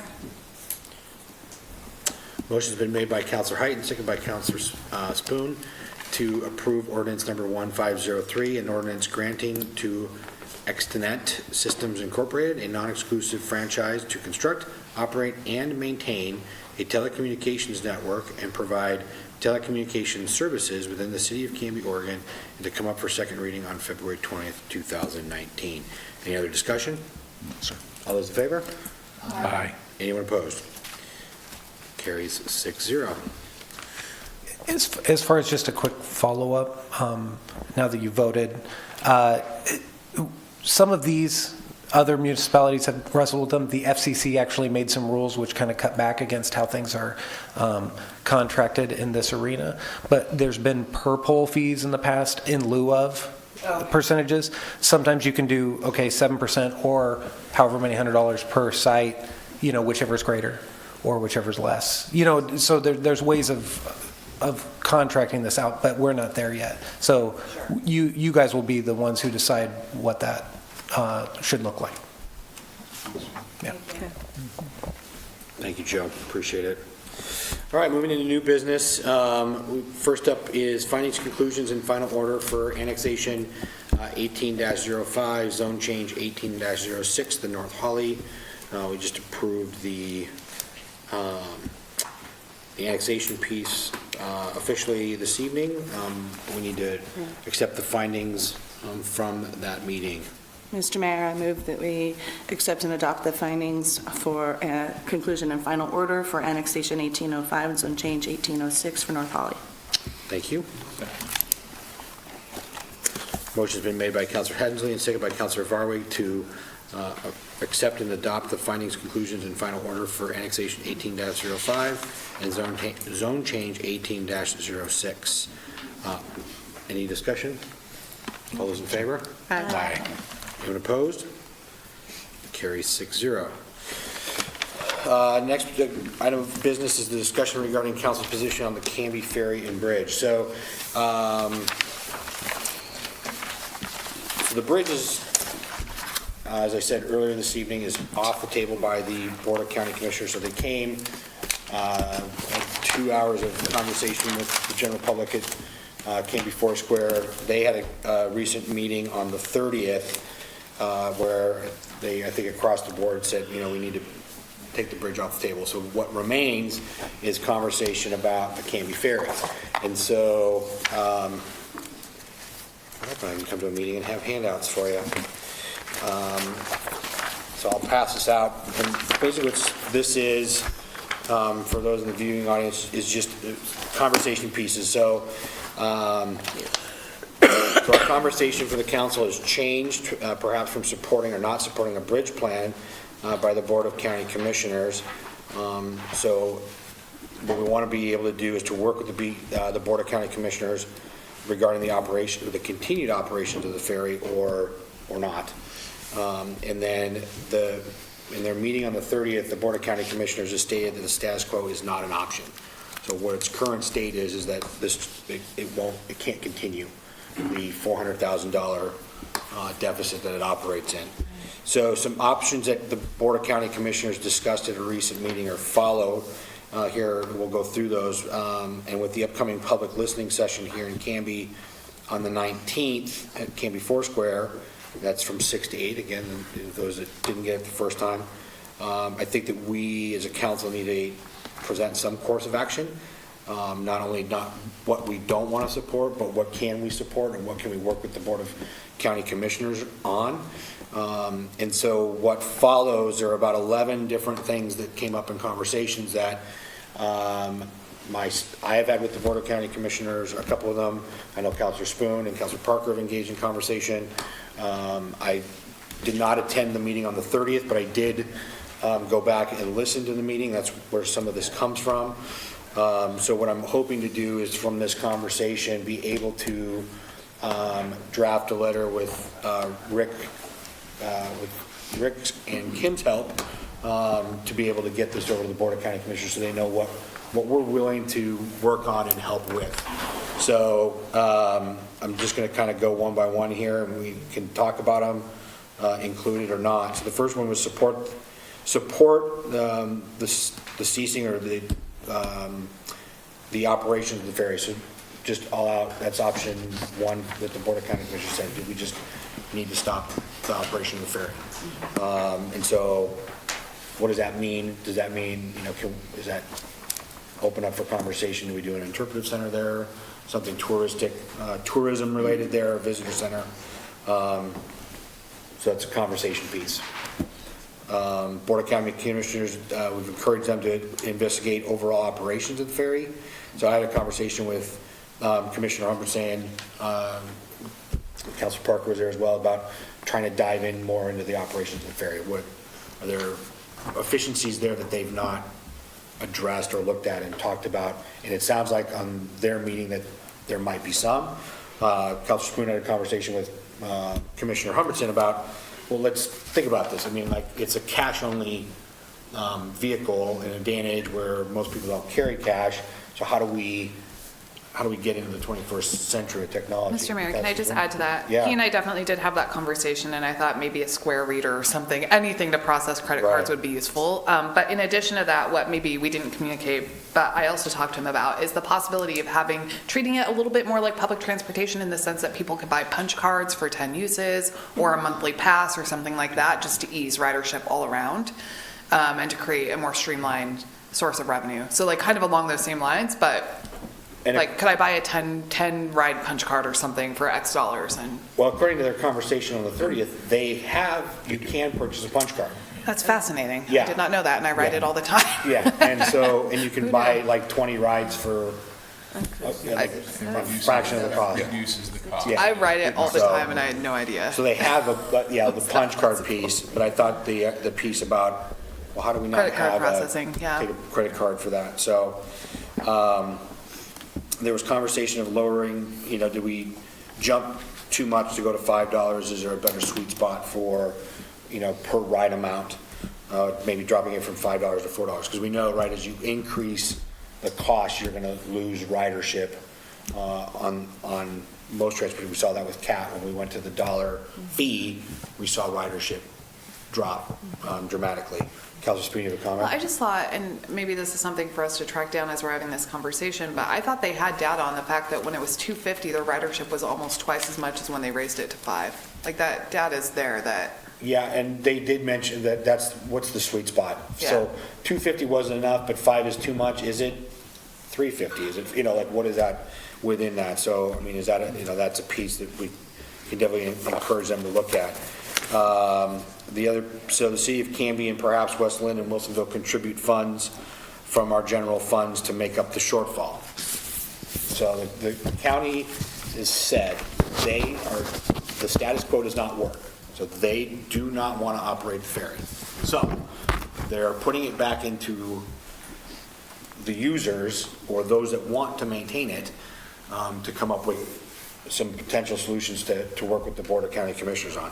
And so this is a conversation I had with Commissioner Savas about, well, great, does Canby want to own the Canby Ferry and pay pay that money out of the general fund? Last time I checked, we don't have it. So that would be obviously a three-city conversation. Other piece that came up was use our portion of the vehicle registration fee. So the Board of County Commissioners is looking at doubling the vehicle registration fee, to which a portion of that comes back to the city of Canby. So does the city of Canby then use that money to put towards that $400,000 gap each year? It's an option. So we could do that instead of other street and road improvements and projects. The creation of a ferry taxing district. So the thought there was figuring out, well, much like an urban, any taxing district you put together, like yes, thank you, local improvement, local improvement district. Do you put that all over Canby? Where do you put that boundary? So the investigation on what would that look like? So now they're talking about, well, maybe we survey users and where they're coming from, and find out where that might be. So they did some analysis, and so a 2-mile radius from the ferry would generate, or would be within the ferry taxing district, $124 per house per year. And that'd be the median cost. If we went out a 5-mile radius from the ferry, it would be $12 per year per house in whatever that area would encompass. Again, that would be voted on our property tax bill. So, again, where would the boundaries be located? Would voters approve it? If not, then what would happen? So, I mean, these are all options that we can work with the Board of County Commissioners on. And fund capper. So we could put it under the operations of the ferry under the non-existent Canby Area Park and Rec District, and use that to try to and get that funded and put the ferry under that. Again, you notice the theme here that it's not the BCC, it's what do we want to do here. So is there a tourism angle that can be maximized? That is not something that has really been pushed. They talked about TDC fund eligibility, but a lot of that has to do with the hotel, us not having one, and how do you, so much tourism and getting tourism dollars is about heads on beds. And then the conversation piece about the fairground, though it generates some overnights, but that's money it sounds like is dedicated back into the fairgrounds. Do we make it part of the Willamette Falls Heritage Area as a conversation piece? So then you start putting together the Willamette Falls project with the Dahlia Farm, with the, and then you throw in Canby Ferry, and now you have all these other things kind of working together to create a tourism piece. And then, the county could probably do more in terms of tourism promotion around the ferry and the region. Can we promote it more? I don't know. I mean, that's a piece in that. Tie it to the locks project was another thing, I think. I think it was something that you and I talking about that, Sarah, was about tying that to the locks project, or that came up in conversation? May have come up. We've had a few conversations. Yeah. Seeking grants. Somebody asked about there's a ferry in operation south of us. Wheatland. Yes. That gets ODOT funding support. So why does that one get ODOT and ours doesn't? So I think there's only 3 ferries in the state now. Right. Private operations is try to turn it over to a private operator. And then finally, support a bridge in a better location. So there, in conversations with Commissioner Humbertson, there is a better location to put a bridge. It goes in through the rural reserve piece, and the rural reserve piece gets complicated because that's land that's locked down for farming and just that, for rural purposes. However, you can get an exception from the land use boards, and so the BCC, Westland, Wilsonville, and the city of Canby willing to work together and put some muscle behind it and get an exception for that area for a better bridge placement in a better area. So there are in lie things that we can get behind or not get behind. I think I'm open to a taxation district of some sort and letting it go to the voters and letting the voters decide how much money they assign to nostalgia. I mean, I love the ferry. I ride it all the time, but I don't $400,000 a year plus a vehicle registration fee love it. So if the voters want to pay for it, I'm comfortable with that. I object to Cappard being the district because that only taxes the south side. And it wouldn't tax anyone on the Westland Wilsonville side. And I don't think it should be Canby's sole responsibility to fund the ferry operations. Plus, I think that you're then asking people that live close to Malala to pay for a ferry that they are likely to never use. And I just think its likelihood of passing is much lower if we're only asking the Cappard district. My objection to the vehicle registration fee is that we have streets we need to fix, and I do believe that it's government's job to take care of infrastructure, but $400,000 a year for 780 feet is a pretty big lift. I don't think we tolerate that from any of our other ones, so I would like to see our portion of the vehicle registration fee go to actually fixing some of the issues that we have inside the city limits in our roads, but that doesn't mean I want the ferry to go away. I'm just not interested in the city funding it or just residents on the south side of the river funding it. And I think that from my perspective, I'm open to working with other government agencies to see if there's a better location for the bridge. I'm open to looking for ODOT funding. I believe that they've looked at private operations and it's really not financially solvent, so it doesn't pencil out for anyone to take it over. But if someone wants to, I'll back that too. I mean, you can do that if you want. But I guess I object to Canby paying for it. I object to taxing just Cappard. And, I think that I understand that it's not going to stay the way it is, so we have to fund it one way or another. But those are kind of my thoughts. Okay. Yeah, I live only about 2 miles from it, and I haven't ridden it for years, to be honest. When my kids were young, we would go over for fun, but I certainly don't commute with it. It's interesting that apparently 45,000 annual riders, that's more than I thought. Because I often run down there, and I don't see much traffic off of the thing. So, I mean, it is kind of nostalgia, right? I mean, does anybody here know people that really commute with it regularly? I mean, I don't know. I don't know anybody. I know a few people, but Okay. it's more rare than common. Yeah, so, right, how attached are we, or is our community? That's really the big question, eh? Are we going to put, a dollar amount on it? So. Well, that's the question. Yeah. That's why, I bring this to you, knowing that it's a conversation that they're having. It's part of our community. There was over 100 people that showed up at the Canby Foursquare Church to hear the initial presentation, and I've been continuing to get conversation on the streets of people, and it's weighted. I mean, people want to hang on to the ferry, but then I've had a number of people say that they're disappointed that the Board of County Commissioners have taken the bridge out of the conversation. So it's not as many, but it is still a piece of the conversation that is out there. They're backed off on the bridge. I mean, we can go back and say, hey, you should really consider the bridge, but I don't think that's the feeling I get from the table here. So, I mean, are there items, Councilor Height, that jump out to you that you think, that we should try to work with the BCC on? That's a good, I'm feeling a bit negative about it. I mean, if we could somehow maybe partner with the, Wilsonville and West Lynn, but again, what's that going to cost us?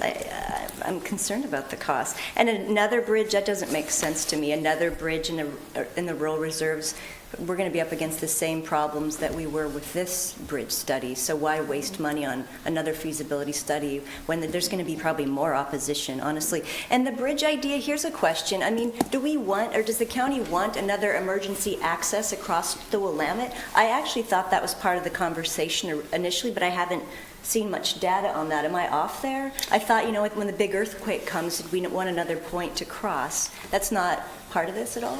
I believe that is some of the conversation. Okay. It was more about having another way across when the Boones Bridge gets log jammed because of a car accident, or as stuff gets rerouted off of I-5 for whatever reason. So that was a lot of the conversation on that, and again. So somebody jump in if I'm incorrect in the cities, but I believe Lake Oswego, West Lynn, and Tualatin have entered into a 3-city agreement to divide up the Stafford area for, which will lead to further development there. So that's the other piece to that puzzle, is the cars back and forth on that. In the conversation, Commissioner Savas did bring up the Arndt Road connection piece, and that being it's a number 3 item on the county's transportation plan. Of course, it's behind 205 and the Sunrise Corridor Phase 2, but it's still, at least it's number 3. But that either project is going to alleviate traffic within Canby. So, which one do you go with? And their simulations showed that the bridge traffic actually alleviated more traffic within Canby and the Barlow area than the Arndt Road piece. But the Arndt Road piece is considerably less expensive than the bridge. But then you couple that with, if you keep the ferry running, it's a $16 million cost to the county. And, you guys have all seen the number, but so yeah, safety and we have a true Cascadia. I don't think there's any bridge still standing, to be honest, based on the way they talk about it. So I don't know if that's the be-all, end-all. So. Can I ask a question about your numbers? Yeah. This $124 a year or $12 a year, depending on the radius from the ferry, does that calculate in the ferry replacement cost, or is that just to cover the $400,000 a year that we're subsidizing? My understanding that, again, would almost pay for like the operations and then the eventual replacement of another ferry, yeah. Okay. But again, that's median income, or medium home value, yeah. So, Councilor Farwood? I think we're looking at a couple of phases of figuring this out. I don't think it's a one-phase deal. I'm a business owner, and when I start not making money, which has happened over the years, I look at the different things that are causing that, and sometimes that means I need to reduce my prices. Sometimes it means I need to be more efficient on things, and so I look at some of these, the question of lowering the fee or taking the credit cards and saying maybe that's phase one of the thing, and I don't know that we need to accept the liability of running and operating it just to save it. I want to save it. I want to keep the ferry. I want to see it still operate, but I don't know that that's our burden to bear just yet. If the county, I believe, should look at some of the options of lowering the fee, finding that sweet spot first, accepting credit cards, and seeing maybe over a 6-month or a year period what that does to the operation costs. Mm-hmm. You might see, if we find that sweet spot, you might see ridership double, and accepting credit cards might increase the ability to make the money. And then if it starts to, break even, well, then maybe that's the answer. If it doesn't, now we know that we need to look at one of the other options. So I think maybe we're in a 2-phase or 3-phase situation. I don't think that we should accept the burden right away. I would agree with that. I'm not confident that the VCC has done their due diligence in really evaluating the operation costs and where they could make some cuts. I really felt like the bridge was what they were focused on at first. So now that the conversation's changing, I'd like to see them go over the operation costs and maybe even changing operating hours or whatever, but definitely reducing the fee and taking credit cards. It's open till 9 o'clock at night, I believe. Yeah, It runs till 9 o'clock at how many night, people are and does it traveling really need to after go? 7? Yeah. So that might be Adjust some hours and maybe have middays, not run during the middays. So I think there's some cost-cutting measures that might be able to be taken advantage of if they look into it further, and lowering the fee.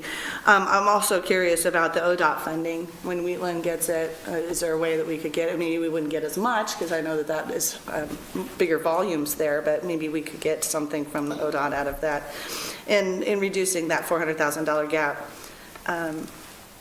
And I just think there's several things here that we can explore. I'm not opposed to a ferry taxing district, because that would be something that the voters would vote on. I am opposed to CAPRID and vehicle registration fees being used. Well, and the numbers could change too if we see an increase in funding coming in from accepting credit cards and reducing hours, and what was the other one I said, reducing the fee. If we eventually have to do a ferry taxing district, that would change the number that we would need to tax. And we wouldn't, maybe we need to come up with $100,000 a year instead of $400,000 a year. So yeah, like I said, I think it's a multi-phase situation. I think we need to put some pressure back on the BCC to really look at. If it's $100,000 a year, then the 3 communities may be able to do that versus a taxing district. So yeah, I think we need to put some more pressure back on the BCC to really push some alternative ideas. Well, they did say in their conversation too that the ferry right now, because we haven't had a lot of rain, the river's still at a right height. It's not running very swift. They're running the ferry now even when they normally wouldn't be. So that's, again, so is that, and again, the $400,000 cost or shortfall is an average, right? So it comes and goes. But Councilor Height? Yeah, how quickly do they want to get out of the ferry business? Do we know that answer? Would they it takes a couple years, I think, to decommission it, but it sounds like they're ready to take action.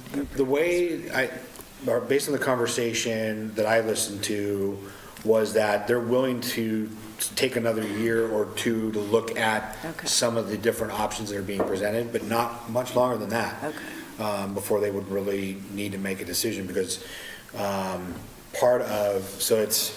the decommissioning process is about $2 million hit to them, because there's some funding pieces and then unwinding it, right?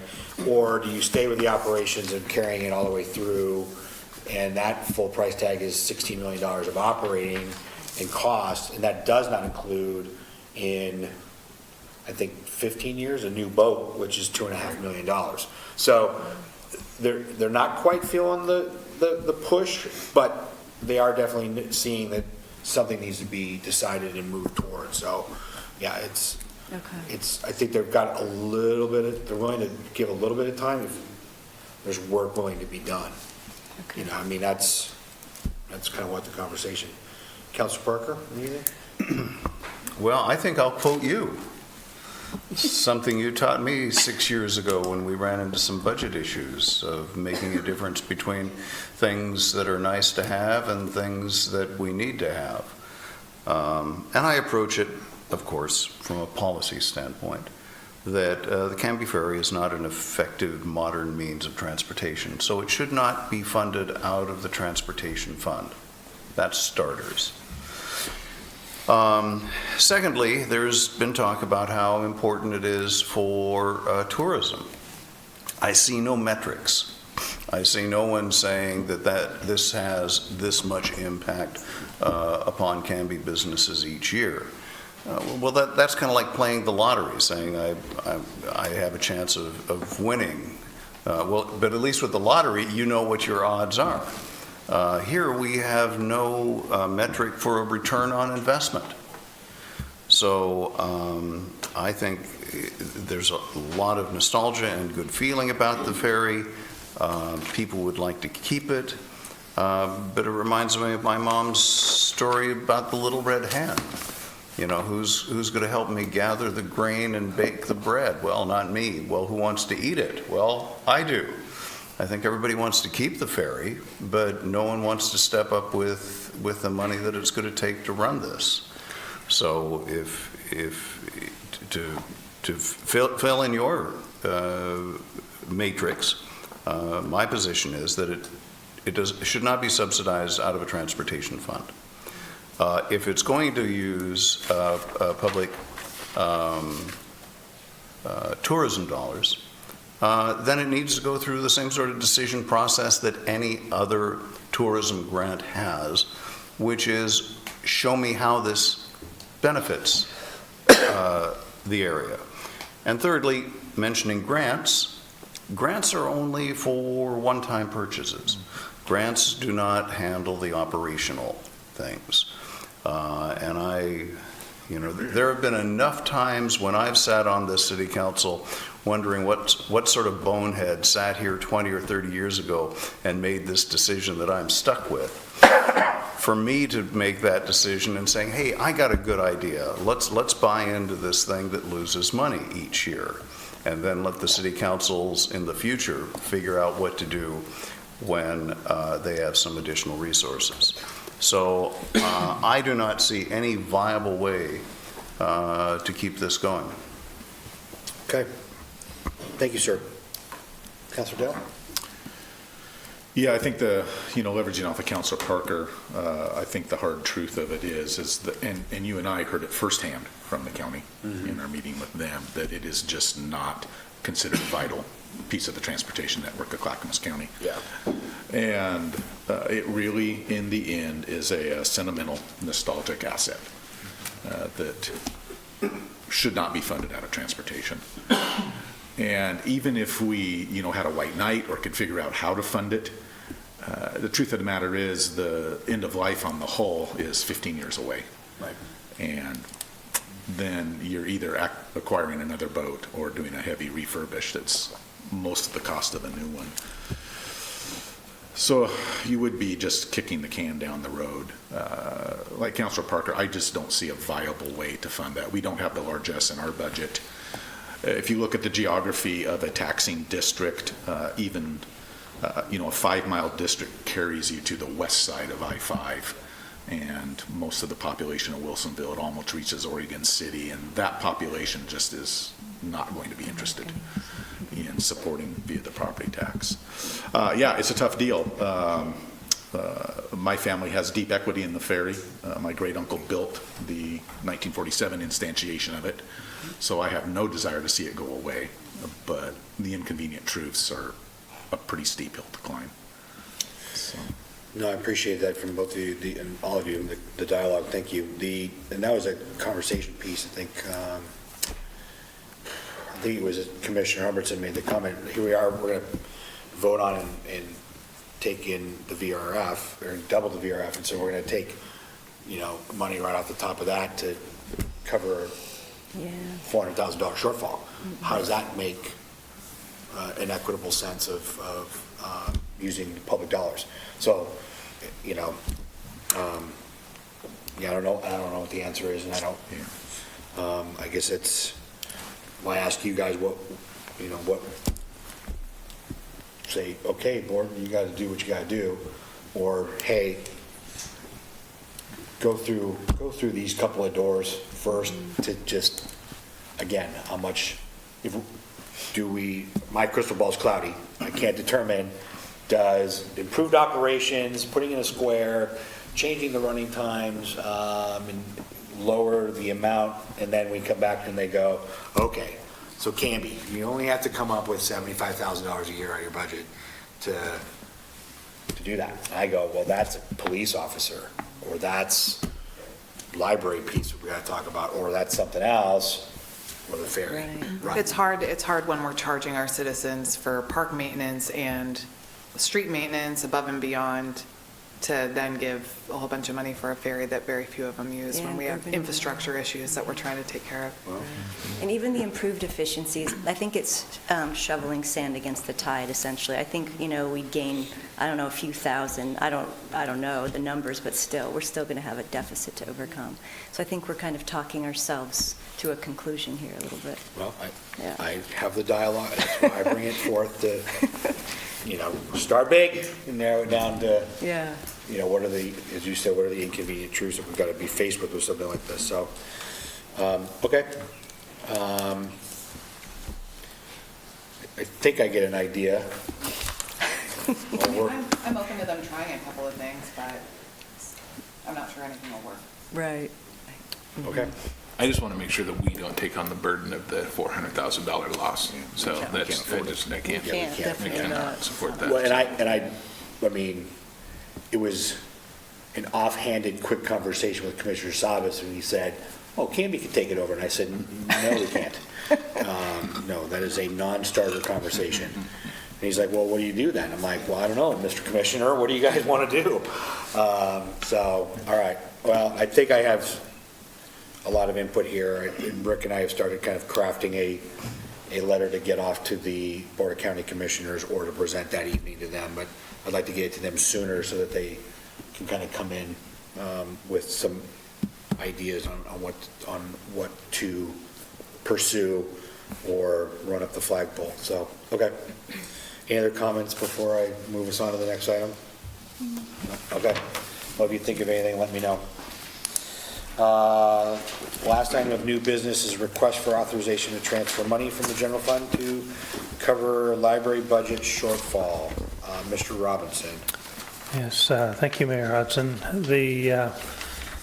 This is a difficult conversation, and for a number of reasons. I think perhaps the most relevant and immediate is that this council has stepped up for the 2018-19 fiscal year and authorized a contribution of $50,000. And then to have me come back to you 7 months into the year and ask for authorization to add another $15,000 to that might seem to be a little bit overreaching. I'd like to provide a little background into that request and add some substance to the conversation. When we crafted the 2018-19 library budget, we knew that it was a very tight budget, and we knew that it would be subject to some challenging times if certain assumptions didn't prove out. One of those assumptions was that we weren't going to incur any extraordinary costs. We know from general perspective that on the services side of the supply side of the budget, we can pretty much anticipate that we're not going to incur extraordinary costs.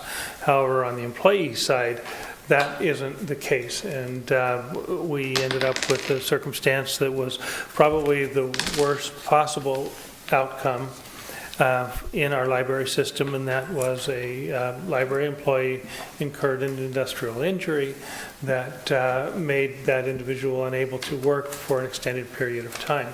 Under workers' compensation rules, the employee is eligible for a temporary disability benefit and then is authorized to draw on existing leave balances, vacation sick leave balances, to make up the difference between the temporary disability payment and the actual salary.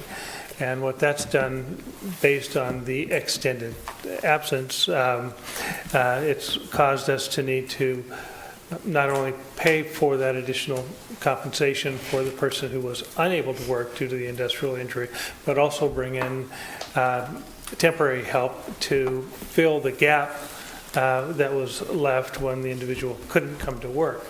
The outcome was that we had not anticipated an industrial injury, so we had not budgeted for it. As I think we shared with you during the budget discussions, we knew this budget was going to be tight, and we were hoping that we would be able to pull it off, and it just turns out that we weren't. I met with Julie and Irene, and I met with the library board last week and discussed with the library board members the challenges that we're facing in the 2018-19 fiscal year and the probable implications in 2019-20 as well. One of the homework assignments that we left the board with was an analysis of what they could do in the 2019-20 budget to make up any gap or shortfall that might be residual from the continuation of our staffing at current levels in our library system.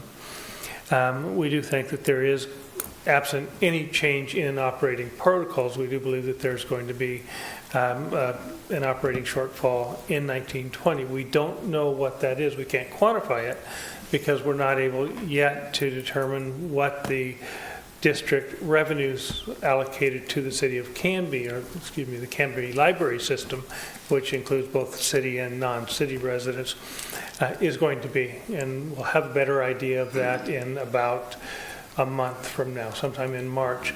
Additionally, we're anticipating increases in employee salaries, increases in employee health care costs, and increases in employee retirement costs that will all affect the 2019-20 budget, but not the 2018-19 budget.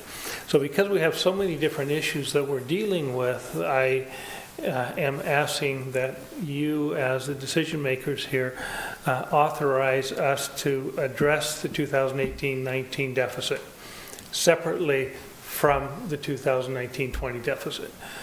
We simply don't have time in the 18-19 budget year to make up the shortfall unless we take draconian action and cut hours of operation in our library system down fairly dramatically. One thing that we know now, based on attendance at the various activities that the library sponsors, is that the mornings from 10 to 12 are extremely busy with our young children, and the evenings, which is a target population that in the evenings, a target population we were focusing on was teens, and we're seeing a significant increase in involvement of teens in our library programming. So that's a success. With success comes certain costs. And we identified and accounted for those in 18-19, absent the extraordinary event that occurred. I do think it's really important that for the balance of this fiscal year, and as we look ahead and try to solve the budget problem in 1920, that we continue to offer those programs and services to the children in the mornings and to the teens in the evenings, and would ask your authorization that we continue to operate under the operating hours that we have adopted for the 2018-19 fiscal year, while the the library board and Irene and I and Julie Blums try to work out a solution to address the 2019-20 budget. So Rick, if we don't do this $15,000, we have to scale back operations a lot. We would have to cut hours back, and we'd have to cut them back to the minimum requirements for a library system our size, and I believe that it's 40 hours? 40 hours. We're at 57 hours, if I remember right now. 58 hours now. So fairly draconian cut. We took a real quick look at what would happen if we just closed on Sunday. Could we make up the difference? And it wasn't going to make a big difference just because of staffing and scheduling. We weren't going to see nearly enough return to address the approximately $15,000 shortfall. So just to break this down, I think the 1920 budget piece we'll have to tackle when the budget, when we get to that conversation. So what we're looking at right now is the $15,000 for the remainder of this fiscal year to maintain our current state of operations that is being asked of us to approve. Is that correct?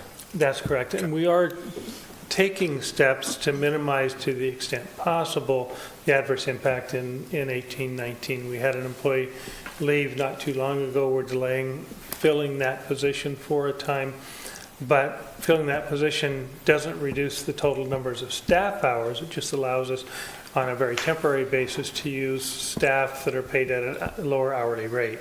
So you're not going to see substantial salary or substantial overall operating savings, but we can make small or incremental progress in addressing some of the shortfall. We just can't get to the whole shortfall unless we make really significant cuts in our hours of operations. Would closing on Sundays in the 1920 year help with the shortfall coming? We're looking at that and have asked the library board to take a close look, and Irene has already presented me with some information about attendance each day of the week, and I'm not avoiding an answer. I think that the answer is no, it's not going to address it all, based on the preliminary work that Irene has done to this point. But we still have a lot more work to do before we're able to have a clear understanding of what the implications will be. I will tell you that the 1920 budget recommendation that will be coming to the budget committee from the city administrator will contain the same, actually slightly larger general fund recommendation for general fund contribution that you made in the 2018-19 budget year, which was $50,000 in 18-19. So my recommendation is going to be that we continue that funding level, and I'll give you a little advanced preview. I'm suggesting that I'm going to make a recommendation that we adjust it for a level of inflation as well. Not substantial, but some level of inflation as well. But getting back to the 18-19 fiscal year, we have two big problems. We have the immediate problem and that we need to address, and then we have the longer term problem that we're working more holistically in bringing the library board into the discussion, all of the library staff into discussion, our finance director and I trying to find a solution to 2019-20 that will allow us to continue to serve the greatest number of people in our library service area that we can, with a particular focus on children in the morning and teens in the evening. And I'm going to throw my 2 cents here, maybe a nickel's worth. We have a tremendous amount of momentum going in our library. Our teens, that whole afternoon section segment of the operations has grown tremendously. I would really, at this point for the remainder of the year, we have it in the reserves. Rick and I have had a lengthy conversation about this. you know, that's why we have reserves, where we create these. This is an unplanned situation. So I get the bigger picture, and that's our budget meeting, and that'll be that intense conversation then. And I know Rick and Irene and Julie are sharpening their pencils on that front already. So I hope that we can approve this amount of money for the library. I agree. So Yep. I don't generally throw myself out there in that way, but I am this tonight, so. Well, I don't know how much time everybody spends at the library. I'll admit that I don't spend as much time as I should. I should read more.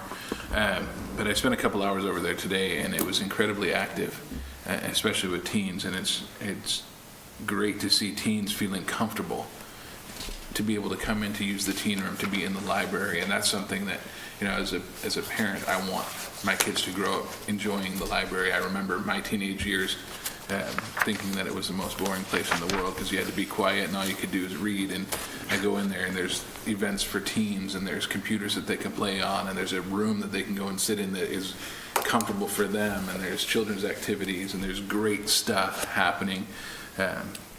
I don't want to see us bring our level of experience down. So obviously there's, you know, some conversations that we need to have for the future to figure out the budget shortfall. I learned today about the map where the taxes come from, and the simple solution would be to figure out a way to expand that map. We'd get a whole bunch of money from people that use our library that pay their taxes to Oregon City or other libraries. But I learned that that's not easy to do.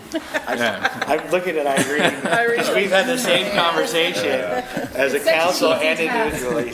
Oh, we just have to move it, right? And I know I'll call Mayor Holliday tomorrow. Mr. Mayor, we'd like some of your library funding. We'd like just some of it. There will be resistance. Yeah. Yes. I think they would do that. And that's what I learned is that, yeah, obviously it has to be 100% agreement to expand those. And of course, another library that says, oh, we get all this money, I is should not also- going to say, here you go, right? So, but that would be the simple solution, if we could do that, if it was as simple as just changing those. But I really do, I agree with you. I think I'll make a motion if nobody else wants to, unless people want to have more discussion. But I move to authorize the transfer of funds of up to $15,000 from the city's general fund to the library budget to address the 2018-19 library budget shortfall, with the actual transfer to be brought back to the council at a later date. Second.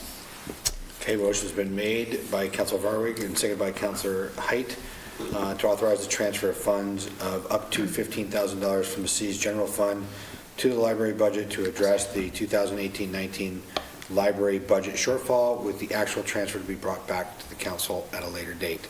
Any further comments or discussion? Yeah, we just point out that it's a little bit unusual the way I've presented this to you, asking for the money now, but not actually making the transfer until later. And that's because we're still working out we're still trying to identify ways that we can save funds. We didn't want to go another week without knowing whether we had the authorization, because if we didn't get your authorization to spend these funds, then we would initiate cutbacks tomorrow. But with this authorization, we know we can continue to operate. You'll probably see the actual transfer in June, I would guess, as part of our normal budget adjustments. That's a supplemental. Yeah, and I think this is important both practically and symbolically for Canby, for the city of Canby, to show, like, yes, we do support this new library. You know, we've come a long way from the old library and the whole story to get here, and so this is important, and our citizens deserve it. So, And also, if I may, and Irene is in the audience, and she hasn't said anything, but we are so extremely fortunate to have Irene Green running our library. And I really appreciate it.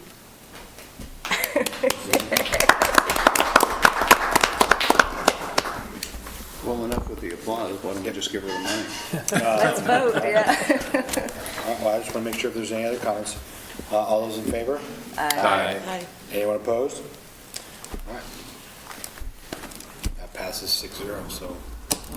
Thank you very much. We authorized it, so, yeah, let us know soon as you can, Rick, on where we're at with things, so thank you. City Administrator business and staff reports.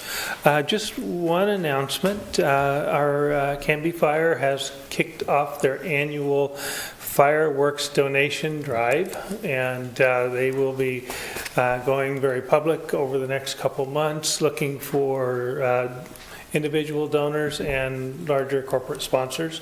You can expect to see things in the mail. I'll periodically bring this issue to you in council meetings to let you know how Canby Fire is doing. They're doing a great job of getting out really ahead of this year. I'm really pleased with what Chief and his crew are doing. Chief, when do the firecrackers go out? Probably we're... See, I knew I could get you up here tonight. Take until the bitter end. You just here this long, I might as well get what I'm talking about. We kicked off our financial meeting this week, and we have had some involvement with Ray Cahoot from Cahoot's. Has a lot of interest in working with the financing for the fireworks, and we're doing sponsorship and identifying some sponsorship packages, exclusive ones, all the way down to individual ones to try to raise funds. But we're also trying to involve the community more so that we can sustain this moving forward. I mean, the good news is we have the funds to do this year, but we want to have a set fund. But you know, fireworks continue to go up at 10% per year, and Western Fireworks has been really good working with us and keeping their cost the same. But they can't any longer do that, so we're going to have to look at how do we kick that up a little bit. So our goal is 10,000, they donate 5, we're going to kick that up to 15, they donate 5, so that we can overcome that cost increase to maintain the community fireworks. And we really do appreciate the support by Canby Police Department and the City of Canby in making this happen for the community. But so we will get the firecrackers out to the specific locations, but ideas that I've already been given as far as, you know, taking those down during community events and things like that to try to raise funds as well. But it will happen again this year, so thank you. Thanks, Chief. We, the city, have contributed $500 towards that for each of the last 2 years, and will again in this fundraiser do the same thing. And Chief, I will commit my contribution to you already, so thank you. Thank you, Rick. Second opportunity for citizen input, if anybody would wish to address the council on anything tonight, or someone's popped into... No? Okay. Mayor, if I could make a point of personal privilege at this point, I need to pop out to go retrieve one of the speakers for this weekend's memorial service. But I did want to take a moment to say that this weekend, Canby did lose one of its shining lights of its millennial generation as Austin Peart passed away in a car accident. And one of the things that struck me today as I was talking to Angie Navarro, she was saying that without even talking, both of her daughters have flown in. Benson Winklebleck is flying in from Manhattan, and Andrew Myers flying in from Florida. And if I'm there at the airport in 45 minutes, my son flying in from Washington, D.C., who will be speaking at the memorial service. When the Pearts got the news, Nancy Dula was immediately over there and taking care of the family. Jamie Netter immediately got to work and put together the memorial service at the Fine Arts Building. And I think about the times that Austin came to our house, and of all the voices of that generation, he always found something positive. He always found something that was good. And I think today what he would say is that this is a community that knows how to show empathy and to pull together. And I was thinking about how many times Councillor Dale has always talked about trying to retain the small town feel of this city. And I think we see it this week as it's pulling together. And I'm very proud of this town and the people that live here. So excuse me for scooting out a few minutes early, but need to go retrieve somebody. So thanks very much. Thank you, Ricky. I missed. Yep. Thanks, Craig. Kim, action review. You've approved the consent agenda. You've adopted Resolution 1303. You've adopted ordinances 1501 and 1502. You've approved Ordinance 1503 to come up for second reading on February 28th. And you've authorized a transfer of funds of up to $15,000 to cover the library budget shortfall. Great. Thank you, Kim. We do have scheduled an exec session for this evening. So I'm going to read our little blurb, and then we're going to go off to that. The City Council will now recess this meeting to meet in executive session for the purpose of discussing litigation and real estate. Thank you, litigation and real estate. The executive session is held under pursuant to ORS 192.660, parent 2, parent E, right? I think it's under real property this evening? Yes. Which allows the council to meet in exec session to discuss those topics. Only representatives of the news media and designated staff shall be allowed to attend the executive session. The council will adjourn to the Willow Creek Conference Room to hold its executive session. Representatives of the news media are specifically directed not to report on any of the deliberations during the executive session, except to state the general subject. This session is previously announced. No decision may be made in the executive session. At the end of the session, we may reconvene the meeting in the Willow Creek Conference Room and conduct any further business that needs to be taken care of. All right, so we are in recess to go to exec session. Thank you all. Need a motion. Sorry. You need a motion. Mr. Mayor, I move that we go into executive session Kim. for ORS 192.660, parent 2, parent H, litigation, and ORS 192.660, parent 2, parent E, real property. Second, please. Second. All those in favor? Aye. All right, we are now in exec session. Thank you. Good night, Cammy.